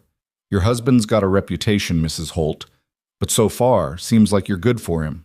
Keep that up. Elena wasn't sure what to make of that, so she just nodded. The afternoon stretched endlessly. Anna woke periodically, disoriented and frightened, and Elena stayed close to reassure her. May brought food that went mostly uneaten. Sarah and Beth whispered in corners, their usual cheer dampened by the violence that had reached their doorstep. Sunset painted the sky orange and purple when hoofbeats finally signaled Caleb's return. Elena met him on the porch, searching his face for signs of trouble. "Webb's in custody," Caleb said without preamble. "Morrison arrested him based on Anna's condition and my testimony about the fire. He'll stand trial for both." His expression was grim. "Found 2 more women at his ranch, both showing signs of abuse. They're being taken to the church in town for safekeeping." "And you?" Elena asked quietly. "You're all right?" "Didn't kill anyone, if that's what you're asking." Caleb's smile was bitter. "Though I wanted to, Morrison had to physically stop me from dragging Webb out of his house." "But you didn't." "But I didn't." He looked at Elena, something raw in his eyes. "Because you asked me not to. Because you believe I'm better than that." He paused. "I hope to hell you're right." Elena reached for his hand, laced her fingers through his. "I am." They stood like that as darkness fell, hands joined, neither speaking. Somewhere inside, Anna was safe. In town, Webb was behind bars. And on this porch, 2 people who'd married as strangers were becoming something neither had expected. Partners. Friends. Maybe eventually, something more. The next weeks brought change like spring runoff, sudden, powerful, reshaping everything. Anna recovered slowly, finding tentative peace in the ranch's rhythms. The other women from Webb's ranch, Sarah Miller and Kate O'Connell, also ended up at Caleb's place when the church couldn't provide long-term shelter. Caleb hired them both without hesitation, giving them purpose and safety. "Building quite the collection of strays," May observed dryly, as she showed Kate the laundry systems. "Good," Elena replied. "Better here than anywhere else." And it was good. The women worked hard, grateful for safety and fair treatment. Anna proved talented with horses, eventually moving to the stables. Sarah had a gift for sewing that put her in charge of clothing repairs. Kate helped May in the kitchen, her gentle nature perfect for managing Tom's enthusiasm. The household expanded, shifted, became something richer. And at the center of it all, Caleb and Elena circled each other like dancers learning new steps. He started joining her in the garden some evenings, content to work in companionable silence. She began reviewing contracts with him after supper, her sharp eye catching details he'd missed, small intimacies carefully built, trust accumulating like snow in winter, slowly, steadily, until suddenly everything was covered. Then came the storm. It rolled in on a Tuesday afternoon in late May, turning the sky the color of old bruises. Caleb took one look and started shouting orders to get livestock into shelter and secure anything that could fly. Elena helped herd the household inside, checking windows and doors while wind began to scream. The storm hit like a physical blow. Rain turned to hail within minutes, ice hammering the roof like rifle fire. Lightning split the sky, thunder following so close it shook the walls. Through the windows, Elena watched trees bend nearly horizontal, watched shingles tear from the barn roof and cartwheel into darkness. "Everyone to the root cellar!" Caleb's voice cut through the chaos. "Now!" They filed down. Household staff, ranch hands who'd been caught close to the house, Anna and Sarah and Kate clutching each other in fear. The cellar was crowded and close, lit by lanterns that swung wildly with each thunderclap. Elena counted heads, made sure everyone was accounted for. Everyone except Caleb. "Where is he?" she demanded, grabbing Jack's arm. "Went to check the barn. Some of the horses were panicking." Elena didn't wait to hear more. She was up the stairs and out into the storm before anyone could stop her. The wind nearly knocked her flat. Rain lashed her face, cold and vicious. She could barely see the barn through the deluge, but she ran anyway, screaming Caleb's name into the wind. A hand caught her arm, spinning her around. Caleb, soaked and furious. "What the hell are you doing?" he shouted over the storm. "Finding you," Elena shouted back. "You can't just—" The lightning strike was blinding, the thunder simultaneous, deafening, and the massive cottonwood beside the barn, the one that had probably stood for 100 years, split down the middle and began to fall. Toward them. Caleb's arms locked around Elena, and they were moving, running, diving. The tree crashed where they'd been standing seconds before, taking part of the barn roof with it. Splinters and debris exploded outward. They landed hard in the mud behind the water trough. Caleb covered Elena's body with his own as the world tried to tear itself apart around them. She felt his heartbeat hammering against her back, felt his arms tight around her ribs, felt his breath hot against her ear. "Don't you ever," he gasped, "ever risk yourself like that again. You did it first. The horses needed—" "I don't care about the horses." Elena twisted to face him, rain streaming down both their faces. "I care about you, you impossible, stubborn man." Caleb stared at her. "Elena." She kissed him. It wasn't planned, wasn't graceful, just desperate need crashing through the walls they'd both carefully maintained. His lips were cold from rain and wind, but his mouth was warm when it opened under hers, when his hand came up to cradle her head, when he kissed her back like a drowning man finding air. The storm raged around them. The tree smoldered where lightning had struck it, and Caleb Holt kissed his wife like she was the only solid thing in a world gone mad. When they finally broke apart, both breathing hard, Caleb's eyes were wide with something that looked like wonder. "Elena, I—" Thunder drowned whatever he was going to say. The barn roof groaned ominously. "Cellar?" Elena said firmly. "Now, before something else tries to kill us." They ran through the storm, hand in hand, diving into the cellar just as another massive gust tore through the yard. Jack slammed the door behind them, and suddenly everything was muffled, close, safe. May took one look at them, soaked, muddy, flushed, and smiled knowingly. "Well, glad you both survived." Caleb didn't let go of Elena's hand. "Tree took out part of the barn. We'll rebuild." Jack was already planning. "Everyone's safe. That's what matters." They waited out the storm in the cellar, pressed close by necessity, voices low. Caleb kept Elena tucked against his side, his arm around her shoulders, thumb tracing absent patterns on her arm. Small touches. Quiet comfort. The kind of intimacy that felt more significant than any grand gesture. When the storm finally passed and they emerged into evening light, the damage was extensive but survivable. The barn needed major repairs. Several outbuildings had lost roofs. The big cottonwood was a total loss, but the house stood solid, the livestock were safe, and nobody was hurt. That night, after damage was assessed and repairs planned, after everyone else had gone to bed exhausted, Elena found Caleb on the porch. He stood at the railing, staring out at his battered ranch, expression unreadable. She joined him silently. For a long moment, neither spoke. "I was terrified," Caleb said finally. "When you came running into that storm looking for me. I've faced down rustlers and wildcats and men with guns, but seeing you out there—" He trailed off. "I've never been that scared in my life. Now you know how I felt watching you ride into fires and confrontations." "Fair point." He turned to look at her. "Elena, about what happened in the storm. You don't have to explain, but I want to." Caleb faced her fully. "I told myself this was a business arrangement, told myself I could keep it professional, distant, give you the year you agreed to and let you go if that's what you chose." His voice dropped. "But somewhere along the way you stopped being an obligation and became everything." Elena's heart stuttered. "Caleb, I'm not asking for anything," he said quickly. "Not demanding, not expecting, just telling you the truth because I think you deserve that. I've fallen in love with you, Elena. Probably started the day you called Webb a coward. Definitely by the time you made me get the sheriff instead of shooting the bastard myself." He smiled crookedly.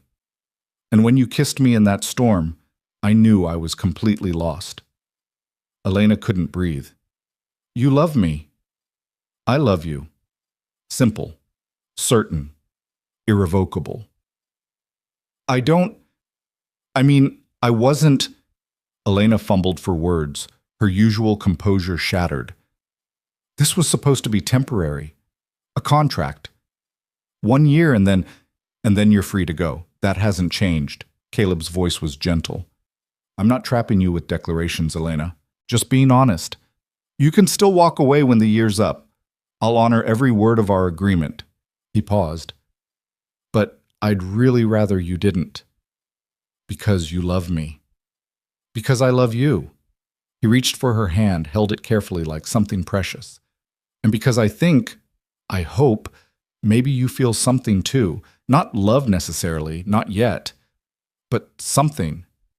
Elena looked down at their joined hands, thought about the past months, the slow accumulation of trust and respect, the comfort of shared meals and quiet conversations, the way her heart lifted when she heard his voice, the way she worried when he rode into danger, the way she'd run into a storm because the thought of losing him was unbearable. I was terrified too, she said quietly, in the storm, when I thought something might happen to you. And when the tree fell and you covered me, all I could think was that I couldn't lose you. Not now. Not when I'd just started to understand. Understand what? Elena looked up, met his gray eyes directly. That you're not the monster they say you are. That you're good and decent and trying so hard to be better than your reputation. That somewhere along the way you became my husband, not just in name, but in truth. She squeezed his hand. I'm not ready to say I love you, not yet. But Caleb, I'm getting there.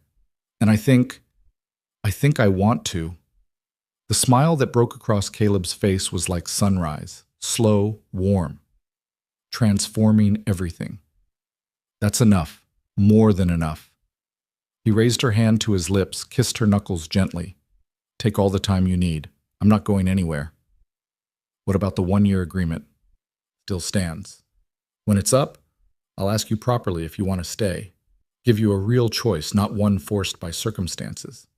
His expression went serious. I want you to choose me, Elena, not because you have to, because you want to. It was the most romantic thing anyone had ever said to her. Elena stepped closer, rose on her toes, and kissed him again, softer this time, slower, a promise rather than panic. Caleb's arms came around her, steady and sure, and she melted into his warmth. When they broke apart, his forehead rested against hers. Stay with me tonight, he whispered. Not that. Just stay. Let me hold you. I nearly lost you today, and Yes. Elena didn't need to hear more. Yes. They climbed the stairs together, hands linked. And for the first time since their wedding, Elena entered Caleb's room not as a stranger or obligation, but as his wife in every sense that mattered.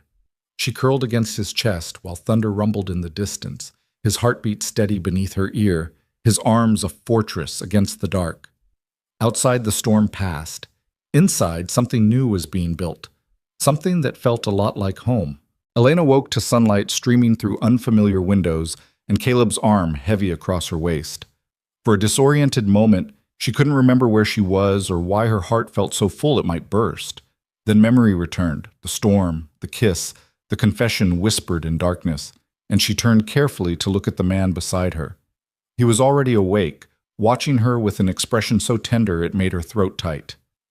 Morning, he said quietly, like speaking louder might shatter something fragile between them. Morning. Elena's voice came out rough. Did you sleep? Some. Mostly just watched you. At her raised eyebrow, he smiled. Not in a strange way, just making sure you were real, that I didn't dream last night. You didn't dream it. Elena reached up, traced the scar through his eyebrow with gentle fingers. I'm here, and I'm staying. For how long? It was the question neither had dared ask directly. Elena considered, measuring her words carefully because they mattered more than anything she'd ever said. The year agreement ends in 7 months, she said slowly. But Caleb, I don't think I want to wait that long to decide. I think I already know. His hand tightened on her waist. Know what? That this is home. That you're home. She met his eyes steadily. I'm not leaving. Not in 7 months, not ever. Unless you want me to. Want you to? Caleb's laugh was shaky. Elena, I'd sooner cut off my own arm than lose you now. He pulled her closer, buried his face in her hair. You're sure? Because once you say it, I'm holding you to it. I won't let you go easy. I don't want easy. I want this. You. Us. Elena pulled back enough to see his face. I love you, Caleb Holt. Took me long enough to figure it out, but I do. I love you. The kiss he gave her was different from the desperate collision in the storm or the gentle promise on the porch. This was claim and surrender wrapped together, two people choosing each other with full knowledge and open hearts. His hands cradled her face like she was precious. Her fingers tangled in his hair, pulling him closer. Time dissolved into warmth and want and the perfect rightness of being exactly where she belonged. When they finally broke apart, both breathing hard, Caleb rested his forehead against hers. "Say it again," he whispered. "I love you. Again. I love you, you impossible man." He laughed, the sound rich and full and happier than Elena had ever heard from him. "Marry me." "We're already married. Properly this time. In front of everyone. Not a contract in some courthouse, but real vows because we want them."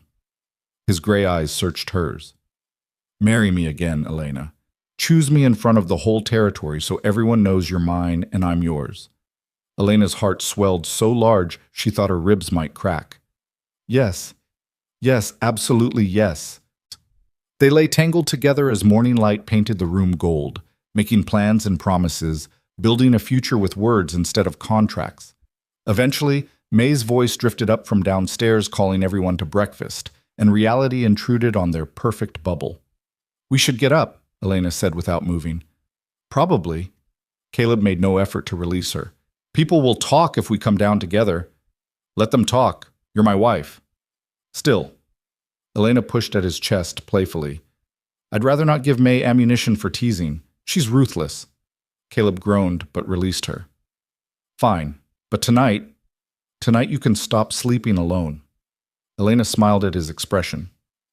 "What? You thought I'd go back to my own room after last night? Not a chance." She left him staring after her with wonder written across his face.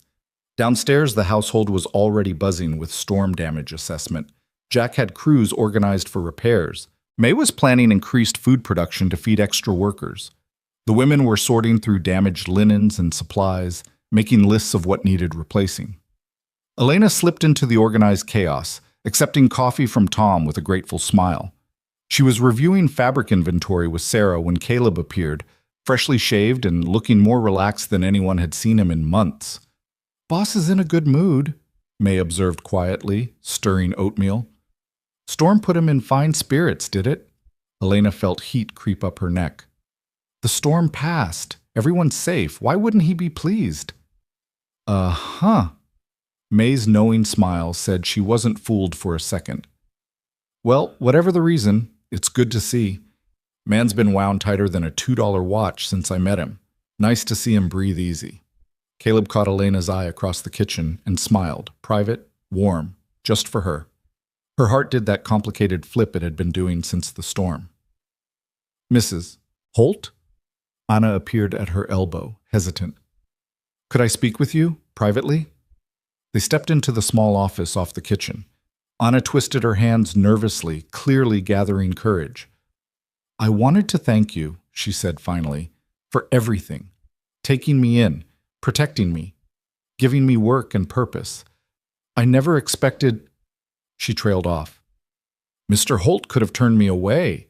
Most men would have. But he didn't. Neither did you." "You were hurt and needed help," Elena said simply. "That's all that mattered. It's more than that, though." Anna's eyes were bright. "You've built something here, a place where people like me, broken people, scared people, can heal and become whole again. Sarah and Kate feel it too. We were talking last night, and we want you to know you've given us our lives back." Elena's throat tightened. "You did that yourselves. We just provided safety." "You provided hope," Anna corrected, "and that's worth more than you know." After Anna left, Elena sat alone in the quiet office, overwhelmed by the weight of gratitude she didn't feel she'd earned. She'd just done what seemed right, helped people who needed helping. But maybe that was the point. Maybe doing right wasn't about grand gestures, but small choices made consistently. The summer months that followed felt like living in a dream. The ranch thrived under renewed energy. Repairs from the storm became improvements. Caleb expanded operations, purchasing additional land and cattle, his confidence bolstered by having a true partner who understood both the business and the people who made it work. Elena discovered she had a talent for organization that went beyond household management. She streamlined supply chains, negotiated better contracts with suppliers, and implemented systems that saved time and money. Caleb started calling her his secret weapon, only half joking. "You're terrifying when you negotiate," he said after she'd browbeaten a seed supplier into better terms. "Remind me never to cross you." "Too late. You're already married to me. No escape now." Thank heaven for that. They fell into rhythms as natural as breathing, working together during the day, often shoulder to shoulder over ledgers or planning documents. Shared meals with their growing household family. Evenings on the porch watching sunset paint the mountains. Nights tangled together in Caleb's bed, their bed now, learning each other's bodies with the same careful attention they'd learned each other's minds. It was happiness. Simple, profound, hard-won happiness. Then Elena started feeling sick in the mornings. At first she dismissed it as something she'd eaten. Bad preserves, maybe, or meat that had turned. But when it continued for a week, then two, May cornered her in the kitchen with knowing eyes. "When was your last monthly?" May asked bluntly. Elena opened her mouth to answer and realized she couldn't remember. It's been irregular since Mama died. Grief does that sometimes." "Grief. Right." May crossed her arms. "And the fact that you've been sharing the boss's bed for 2 months has nothing to do with it?" Heat flooded Elena's face. "May, don't you May me. I've birthed enough babies to know the signs." The older woman's expression softened. "You're pregnant, girl. Question is whether you've figured that out yet." Pregnant. The word hit Elena like a physical blow. She sat down hard, mind reeling. A baby. Caleb's baby. The heir he'd wanted, the family he'd hoped for, the legacy he'd mentioned in that first wagon ride to the ranch. It was everything their marriage was supposed to produce. So why did Elena feel terrified instead of joyful? "I need to think," she said faintly. "You need to tell your husband," May corrected, "but thinking first is probably smart. Just don't take too long about it. Man's gonna notice eventually, and better he hears it from you than figures it out on his own." Elena spent the afternoon in the garden, hands in soil, mind spinning. A baby meant permanence, meant no escape even if things went wrong, meant her body would change, her life would change, everything would change in ways she couldn't control or predict. It also meant hope, new life, a future built on love instead of contract, a child who would grow up knowing both parents chose to be there. By the time Caleb found her at sunset, Elena had made her decision. "You've been avoiding me all day," he said, settling beside her on the garden bench. "May said you weren't feeling well. Should I fetch the doctor?" "No doctor." Elena took a breath, gathered her courage. "Caleb, I need to tell you something." His expression went careful. "All right. I'm pregnant." Silence. Absolute stretching silence. Elena forced herself to look at him, to face whatever reaction was coming. Caleb's face had gone completely blank. Not angry, not pleased, just frozen. "Caleb?" Her voice came out small. "Say something." "You're certain?" His voice was barely audible. "May seems to think so. And the signs—" Elena gestured vaguely. "Yes, I'm certain." More silence. Then Caleb stood abruptly and walked away 3 steps, his back to her, shoulders rigid. Elena's heart sank. "If you're angry—" "Angry?" He spun around and his face was wet with tears. "Elena, I'm not angry. I'm terrified." "Terrified?" "My mother died giving birth to me." The words came out raw. "Bled to death while my father held her hand and couldn't do anything to stop it. I was 20 years building this place before I even considered marriage because the thought of losing someone that way—" He broke off, dragging a hand across his face. "You're pregnant. You could die.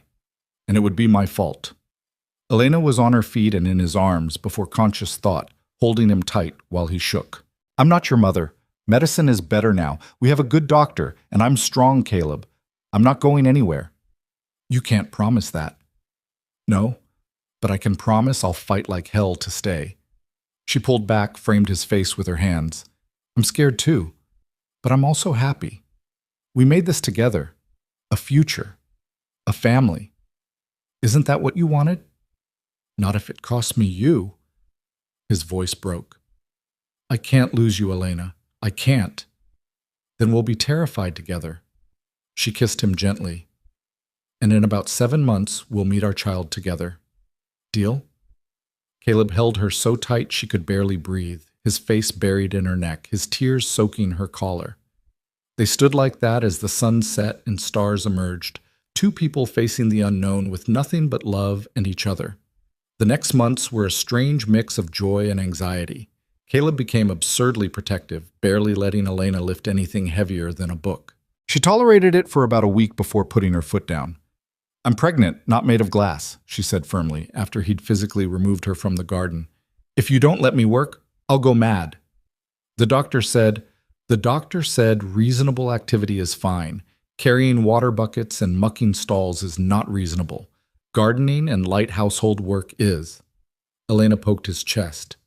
I will not spend 7 months sitting on a cushion like a fragile doll. Understood? Caleb looked mutinous but nodded. Understood.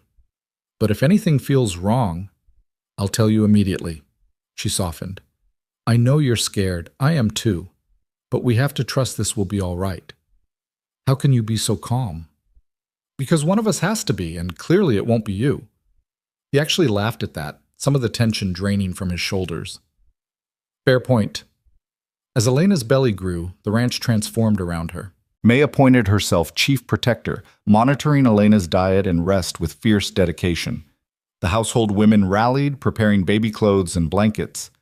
Even the ranch hands seemed invested, their rough voices gentling when they spoke to Elena, hands ready to steady her over rough ground. Caleb was alternately wonderful and impossible. He brought her wildflowers from the high meadows. He rubbed her aching feet without complaint. He read to her in the evenings, his rough voice stumbling over poetry he'd never admit to enjoying. He also hovered like an anxious shadow, startled at every wince, and once actually picked her up and carried her to bed when he decided she looked tired. I can walk, Elena protested. I know, letting you anyway. Caleb set her down gently. Humor me. You're impossible. You love me anyway. I really do. Heaven knows why. But she did love him. More every day. Watching him prepare for fatherhood with such fierce determination, seeing his hands gentle on her growing belly, feeling his whispered promises to their unborn child. He was going to be an amazing father, overprotective and worried, yes, but devoted in ways that made Elena's heart ache. 6 months in, complications hit. Elena was hanging laundry when the pain struck, sudden, sharp, radiating through her lower back. She gasped, doubling over, and the world tilted sideways. Mrs. Holt! Sarah's voice, distant and frightened. Someone get the boss! Everything blurred, strong arms lifting her, Caleb's voice, rough with panic, shouting for the doctor. May's cool hand on her forehead, pain that came in waves, relentless and terrifying. Too early, Elena heard herself whimper. It's too early. Shh. Caleb's face above hers, pale and determined. You're all right. We've got you. Just hold on. The doctor arrived within the hour. Elena drifted in and out of consciousness while he examined her, aware only of pain and fear and Caleb's hand crushing hers. She's threatening early labor, the doctor said finally. Complete bed rest from now until delivery. No exceptions. If we can keep the baby in for another 6 weeks, chances improve dramatically. Whatever it takes, Caleb said hoarsely. 6 weeks became 8, then 10. Elena lived in bed, bored and frustrated and terrified by turns. Caleb barely left her side, conducting ranch business from a chair beside the bed, sleeping in fits and starts like he was afraid she'd disappear if he closed his eyes. You need to rest, Elena told him one night, watching shadows deepen under his eyes. I will when you do. Caleb, I can't lose you. His voice cracked. I won't. So I'm staying right here until our child is born safe and you're out of danger. That's not negotiable. Elena laced her fingers through his. Then at least lie down with me. We'll rest together. He did, curling carefully around her swollen belly, his hand protective over where their child grew. Elena felt the baby move under his palm and heard his sharp intake of breath. That's our son, she whispered. or daughter, fighting to be born, stubborn like the mother, protective like the father. They lay together in the lamplight, waiting, hoping, terrified, but not alone. 2 weeks later, labor began in earnest. Dawn was just breaking when Elena's water broke, and within hours the pains were coming hard and fast. The doctor arrived quickly, May and Clara turning into efficient assistants. Caleb paced the hallway like a caged wolf, his anguish audible through the door. "Someone should tell him to breathe," May muttered, wiping Elena's forehead. "He's going to pass out before you do." "Let him in," Elena gasped between contractions. "Please, I need him." May looked skeptical but opened the door. "Boss, get in here before you wear a hole in my floor." Caleb appeared instantly, taking Elena's hand in both of his. His face was gray with fear, but his grip was steady. "I'm here," he said roughly. "Not going anywhere." "Good." Elena squeezed his hand hard enough to hurt as another contraction hit. "Because you did this to me and you're seeing it through." Despite everything, he almost smiled. "Yes, ma'am." The labor lasted through the day and into evening. Endless hours of pain and pushing, of Caleb's voice encouraging her, of May's steady presence, of the doctor's calm instructions. Elena thought she might die from exhaustion before the baby came. Then, finally, a cry split the air, small and furious and absolutely perfect. "It's a boy," the doctor announced, placing a squalling, red-faced infant on Elena's chest. "Healthy lungs on this one." Elena looked down at her son, her and Caleb's son, and fell completely, irrevocably in love.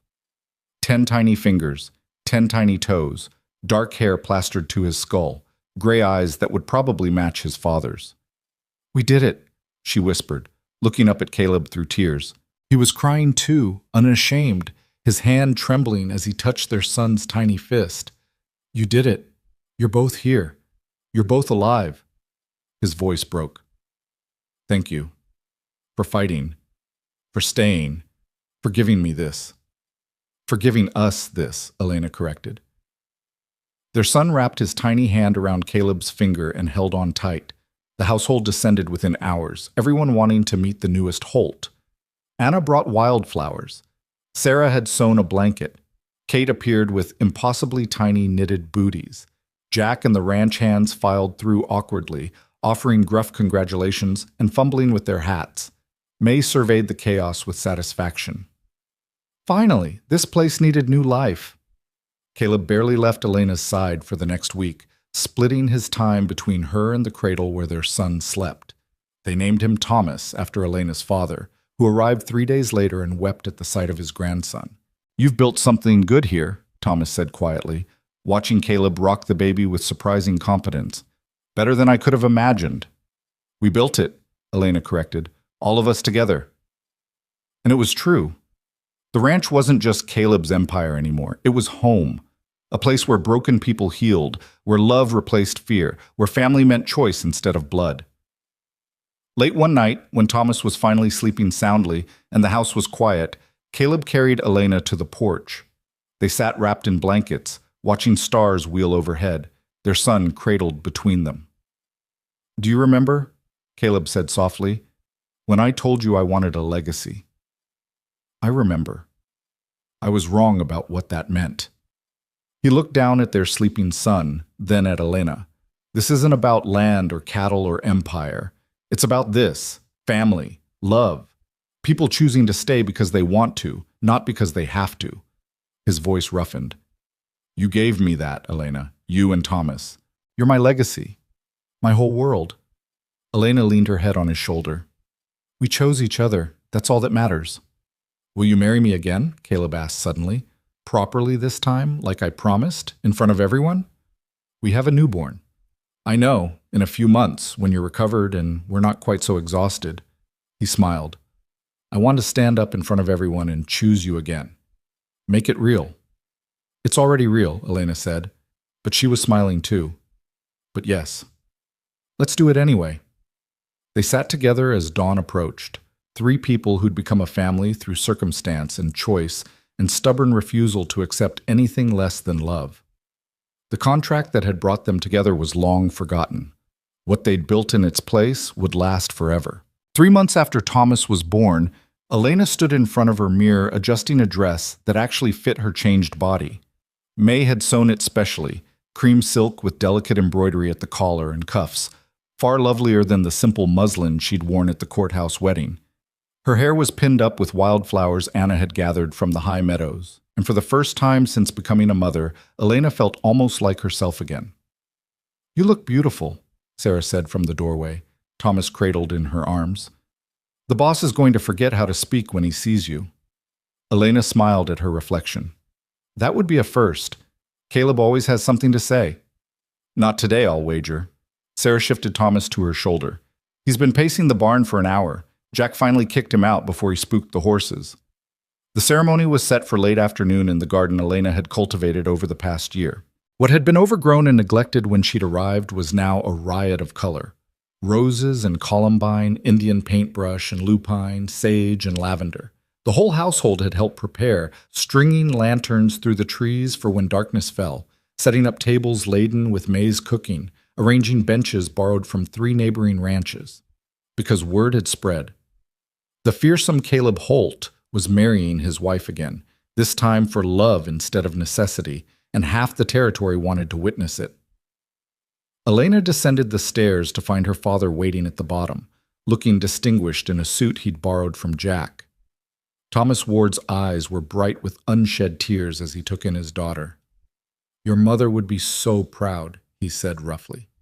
"You've become everything she hoped for you, strong and kind and happy." "I am happy, Papa." Elena took his offered arm. "Happier than I ever thought possible." They walked together through the house and out into the garden, where more than 100 people had gathered. Ranch hands scrubbed clean and uncomfortable in their Sunday best, neighboring ranchers with their families, townspeople from Boulder who'd made the journey, Anna, Sarah, and Kate in matching dresses, beaming with pride, May and Clara fussing over last-minute details, Jack standing tall beside Caleb, clearly taking his best man duties seriously, and Caleb himself waiting at the garden center beneath an arch woven with pine boughs and roses, looking like he might bolt or weep or both. When his eyes found Elena, everything else fell away. She'd seen him face down violent men without flinching, had watched him work brutal hours without complaint, had held him through nightmares about losing her in childbirth. But she'd never seen him look quite like this, vulnerable and awed and so full of love it radiated from him like heat from a forge. Judge Morrison, who'd married them the first time, cleared his throat. "Well now, this is considerably nicer than my courthouse office." Gentle laughter rippled through the crowd. "We're gathered here to witness something rare and precious. 2 people choosing each other twice, once out of necessity, once out of love, and both times with courage that humbles me." Elena barely heard the words. She was too focused on Caleb's face, on the way his hands trembled slightly when she placed hers in them, on the absolute certainty in his gray eyes. "Elena Ward Holt," Judge Morrison continued, "do you take this man as your husband, freely chosen, for as long as you both shall live?" "I do." Her voice rang clear and strong. "I absolutely do." "Caleb Holt, do you take this woman as your wife, freely chosen, for as long as you both shall live?" "I do." Caleb's voice was rough with emotion. "For as long as I breathe and beyond. Then, by the power vested in me, I pronounce you again husband and wife." Judge Morrison smiled. "Mr. Holt, I believe you know what comes next." Caleb pulled Elena into his arms and kissed her like they weren't standing in front of half the territory. It was claiming and promise and gratitude wrapped together, and when they finally broke apart, cheers erupted from the assembled crowd. "About damn time," May called out, making everyone laugh. The celebration that followed was unlike anything Elena had experienced. Music played, someone had brought a fiddle, another a guitar, and people danced on the grass. Food appeared in endless abundance. Thomas was passed from person to person, cooed over and blessed by people who'd once feared his father and now called this ranch home. As sunset painted the sky in shades of rose and gold, Elena found herself standing beside Caleb on the porch, watching their community celebrate. His arm was warm around her waist, his chin resting on top of her head, and she felt completely utterly at peace. "Thank you," he said quietly. "For what?" "For taking a chance on a man everyone said was a monster, for seeing past the reputation to who I was trying to be, for giving me a family when I thought I'd die alone." His arm tightened. "For choosing me. Twice." Elena turned in his embrace to face him directly. "You gave me just as much. A home. Purpose. Love I didn't think I deserved. And you showed me that sometimes the hardest people are just the ones protecting the softest hearts." "Soft," Caleb snorted. "May would laugh you out of the territory for calling me soft." "May knows better. She sees how you are with Thomas, how gentle you can be when you think no one's watching." Elena smiled. "You're not the man they say you are, Caleb. You're better. And I love you exactly as you are." He kissed her again, tender this time, sweet. Around them, the celebration continued, but they were in their own world, two people who'd found each other against all odds and built something that would outlast them both. The seasons turned as they always did. Summer gave way to autumn, autumn to winter. Thomas grew from infant to toddler with his father's stubborn determination and his mother's fierce intelligence. The ranch continued to prosper, expanding but never losing the sense of community that made it special. Elena's father sold his struggling ranch and moved to a cottage Caleb had built on the property's southern edge. Thomas Ward spent his days teaching his grandson about cattle and stars and the importance of keeping your word, and his evenings playing chess with Caleb on the porch. "Strange how life works," Thomas said one night, studying the board between them. "A year ago I was terrified I'd sold my daughter to a devil. Now that devil's my best friend. I was pretty terrifying back then," Caleb admitted, moving his knight. "All scowl and silence and reputation." "You still scowl plenty." Thomas captured the knight with his bishop. "But now we know it's just your face, not your heart. Check." Anna married Tom Chen in a ceremony at the ranch, both of them glowing with quiet happiness. They built a life working with the horses, Anna's gentle way with traumatized animals perfectly complemented by Tom's patient skill. Sarah met a neighboring rancher's son and moved to the next valley over, but visited often with her growing family. Kate discovered a talent for bookkeeping and eventually took over managing the ranch accounts when Elena's time became consumed with other matters. Because 2 years after Thomas was born, Elena found herself pregnant again. This time Caleb was only marginally less terrified, hovering and fretting until Elena threatened to make him sleep in the barn. "I survived once," she reminded him. "I'll survive again." "You don't know that." "I do, actually. Because I'm strong. We have a good doctor, and I refuse to leave you and Thomas alone. You'd both be hopeless without me." She was right, of course.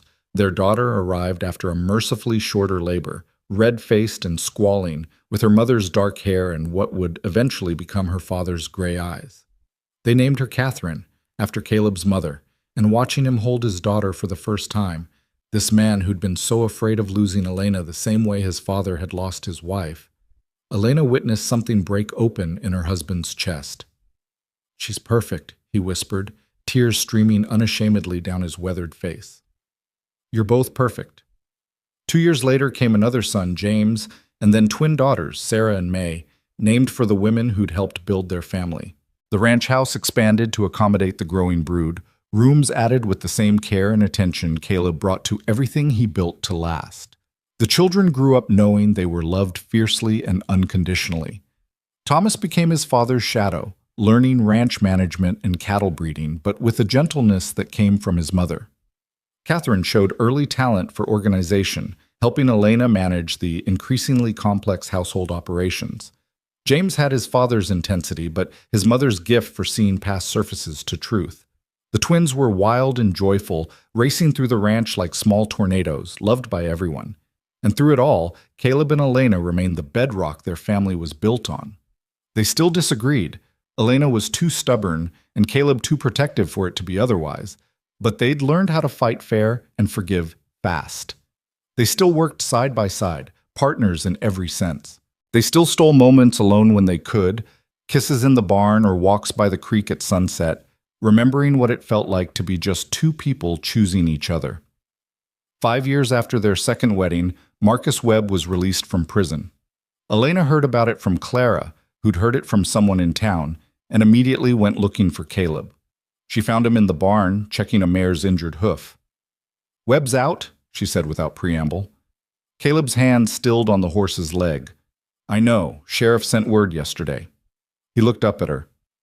"I'm not going after him, if that's what you're worried about." "I wasn't worried, just wanted to know if we need to take precautions." "Already done. Doubled patrols on the northern boundary, made sure everyone knows to report anything suspicious." He straightened, wiping his hands on his work pants. "But honestly, I don't think he'll cause trouble.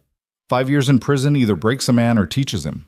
Webb was always a coward underneath the bluster. "My guess is he'll leave the territory entirely." Caleb was right.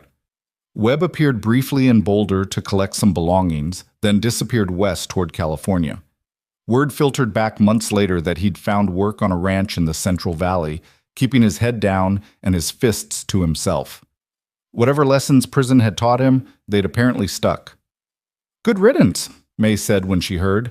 "That man was poison looking for somewhere to spill." The ranch continued to grow, not just in size but in purpose. Caleb and Elena developed a reputation for taking in people who needed a fresh start.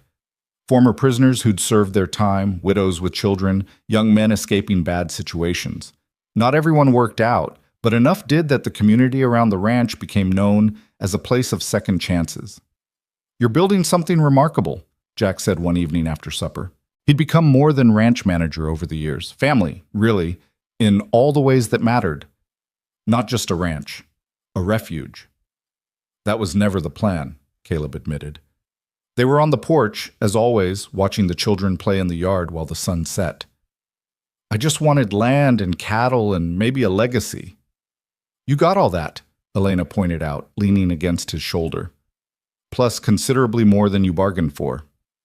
"Best bargain I ever made." Caleb kissed the top of her head.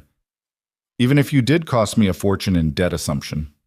"Worth every penny?" "Worth everything."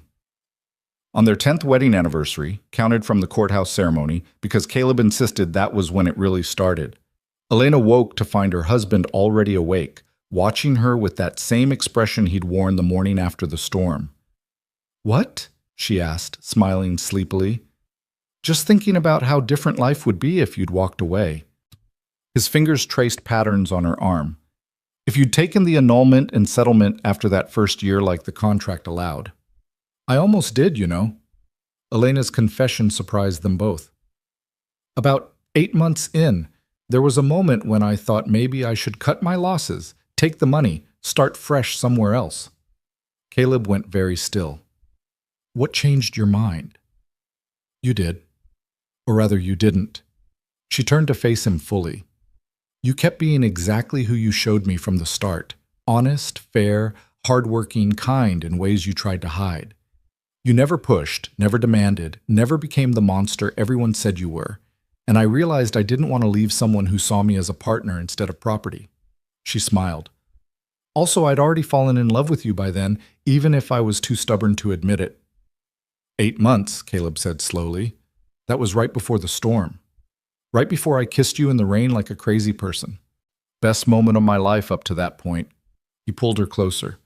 "Second best was Thomas being born healthy. Third was Catherine.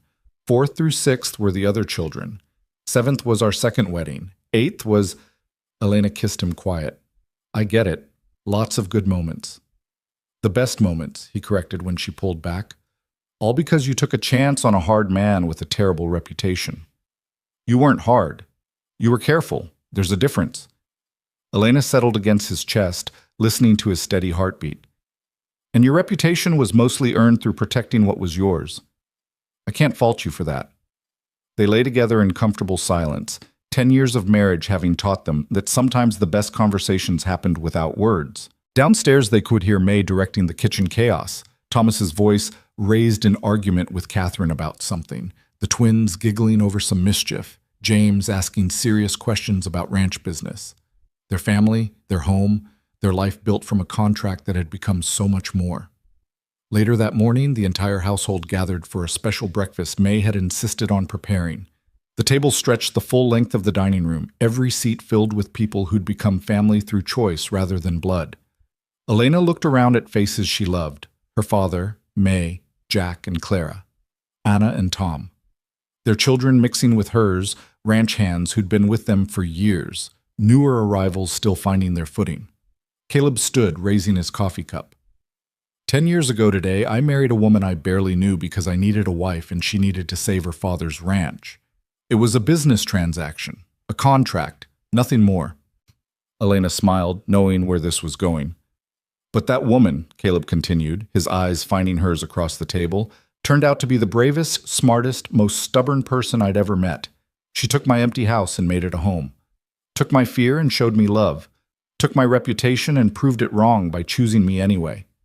His voice roughened. Elena, you gave me everything I didn't know I needed. Thank you for 10 years of teaching me what partnership really means. Here's to 50 more. 50? Elena raised her own cup. That's ambitious. I'm an ambitious man. You knew that when you married me. Twice, someone called out, and everyone laughed.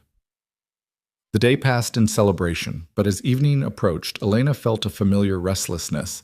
She found Caleb in his office, reviewing contracts by lamplight, even on their anniversary. Come with me, she said from the doorway. He looked up, one eyebrow raised. Where? You'll see.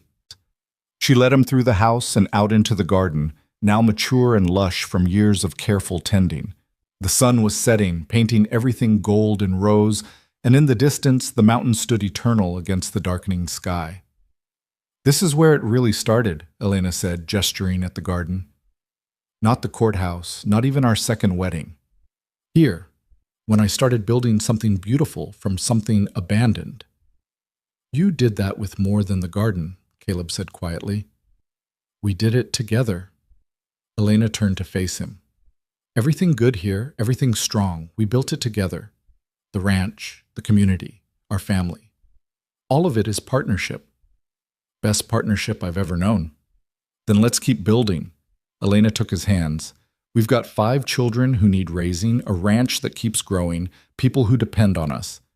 Let's keep choosing each other every day for the next 50 years, just like you said. Caleb pulled her close, and they swayed together in the fading light. No music but the wind through the pines and the distant lowing of cattle. Around them, the ranch hummed with life they'd created and nurtured. Above them, stars began to emerge in the deepening blue. I love you, Elena Holt, Caleb whispered against her hair. I love you too, monster and all. He laughed, the sound rich and free. I was never a monster.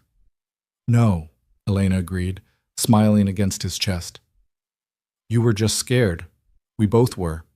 But we survived our fear and found something better on the other side. They stood together as darkness fell completely, and one by one, lanterns lit throughout the ranch. In the house where their children were being tucked into bed, in the barn where horses settled for the night, in the cottages where their extended family lived their own lives. Each light a reminder of people who'd found safety and purpose here, who'd been welcomed when they had nowhere else to go. You know what the best part is? Caleb asked after a while. What?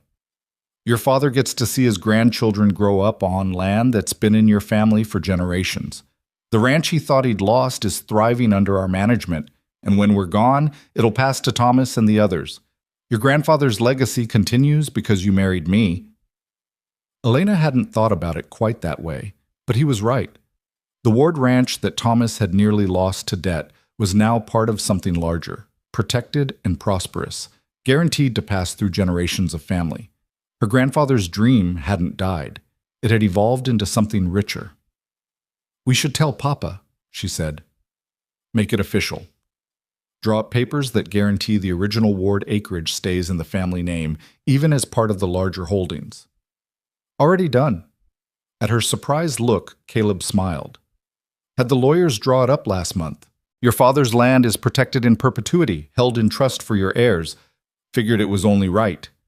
Elena's throat tightened. You did that?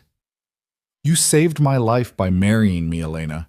Saved me from loneliness and bitterness and becoming exactly what people feared. Protecting your family's legacy is the least I can do. She kissed him then, pouring 10 years of gratitude and love into it, and he responded with the same fierce devotion he'd shown since the day she'd called him impossible and he'd started falling in love. When they finally returned to the house, they found chaos. Thomas had apparently decided to teach the twins how to rope furniture. Catherine was scolding everyone. James was studiously ignoring the mayhem while reading, and May was threatening to make them all sleep in the barn if they didn't settle down immediately. Normal. Beautiful. Home. The years continued to pass, as years do. The children grew into remarkable adults who took the lessons their parents taught about kindness, hard work, and second chances, and built their own lives around them. Thomas took over ranch operations eventually, running them with the same careful attention to both profit and people that his father had modeled. Catherine married a neighboring rancher's son and started her own school for children from remote homesteads. James became a lawyer using his gifts to help people who couldn't afford representation. The twins, inseparable as always, started a breeding program for horses that became renowned throughout the territory. Elena's father lived to see his great-grandchildren, passing peacefully in his sleep at 81 with a smile on his weathered face. May followed a few years later, her last words a demand that someone better keep the kitchen running properly. Jack and Clara stayed until age forced retirement, then spent their final years in a cottage by the creek, surrounded by the community they'd helped build. And through it all, Caleb and Elena remained the foundation everything else rested on. They grew older together, their hair silvering, their hands gnarling with arthritis, their movements slowing but their partnership never wavering. They still took evening walks when weather permitted, still reviewed contracts together, still stole kisses in the barn when they thought no one was watching. On their 50th anniversary, counted from the courthouse ceremony, always from the courthouse because that's when it really started, the ranch threw a celebration that drew people from 3 states. Former residents who'd moved on but never forgotten. Neighboring ranchers who'd watched the fearsome Caleb Holt transform into a pillar of the community. Children and grandchildren and great-grandchildren filling the house with noise and love. Elena stood on the porch in a dress Catherine had sewn specially, watching the celebration unfold, and felt Caleb's arms come around her from behind. "Quite a legacy," he murmured, his voice rougher with age, but still unmistakably him. "Our legacy," Elena corrected, leaning back against his chest. "We built this together. Best 50 years of my life." "Only 50? She turned in his arms, grinning up at him. "What about the next 50? Caleb laughed, the sound warm and full of joy. "Always ambitious. That's my girl." "Your wife," Elena corrected. "My wife," he agreed. "My partner. My whole heart." They kissed as the sun set on 50 years of partnership, surrounded by the evidence of a life well lived, land tended carefully, people treated fairly, love given freely. The contract that had brought them together was long forgotten, yellowed and filed away in some drawer, irrelevant now. What they'd built in its place, love, family, community, legacy, would last far longer than any piece of paper. And as the celebration continued around them, as their children and grandchildren danced and laughed and lived, Caleb and Elena held each other close and remembered. Remembered fear transformed into courage. Remembered loneliness becoming belonging. Remembered 2 strangers who'd taken a chance on each other and built something beautiful from the ashes of desperation. The ranch would continue long after they were gone, passing through generations who would add their own stories to its history. But the foundation would remain. 2 people who'd chosen each other twice, who'd proven that sometimes the best things in life come from the hardest beginnings. And somewhere in the mountains of Colorado, in a garden planted by a frightened bride who'd become a formidable partner, wildflowers would continue to bloom each spring, a testament to hope, resilience, and the transformative power of love freely chosen.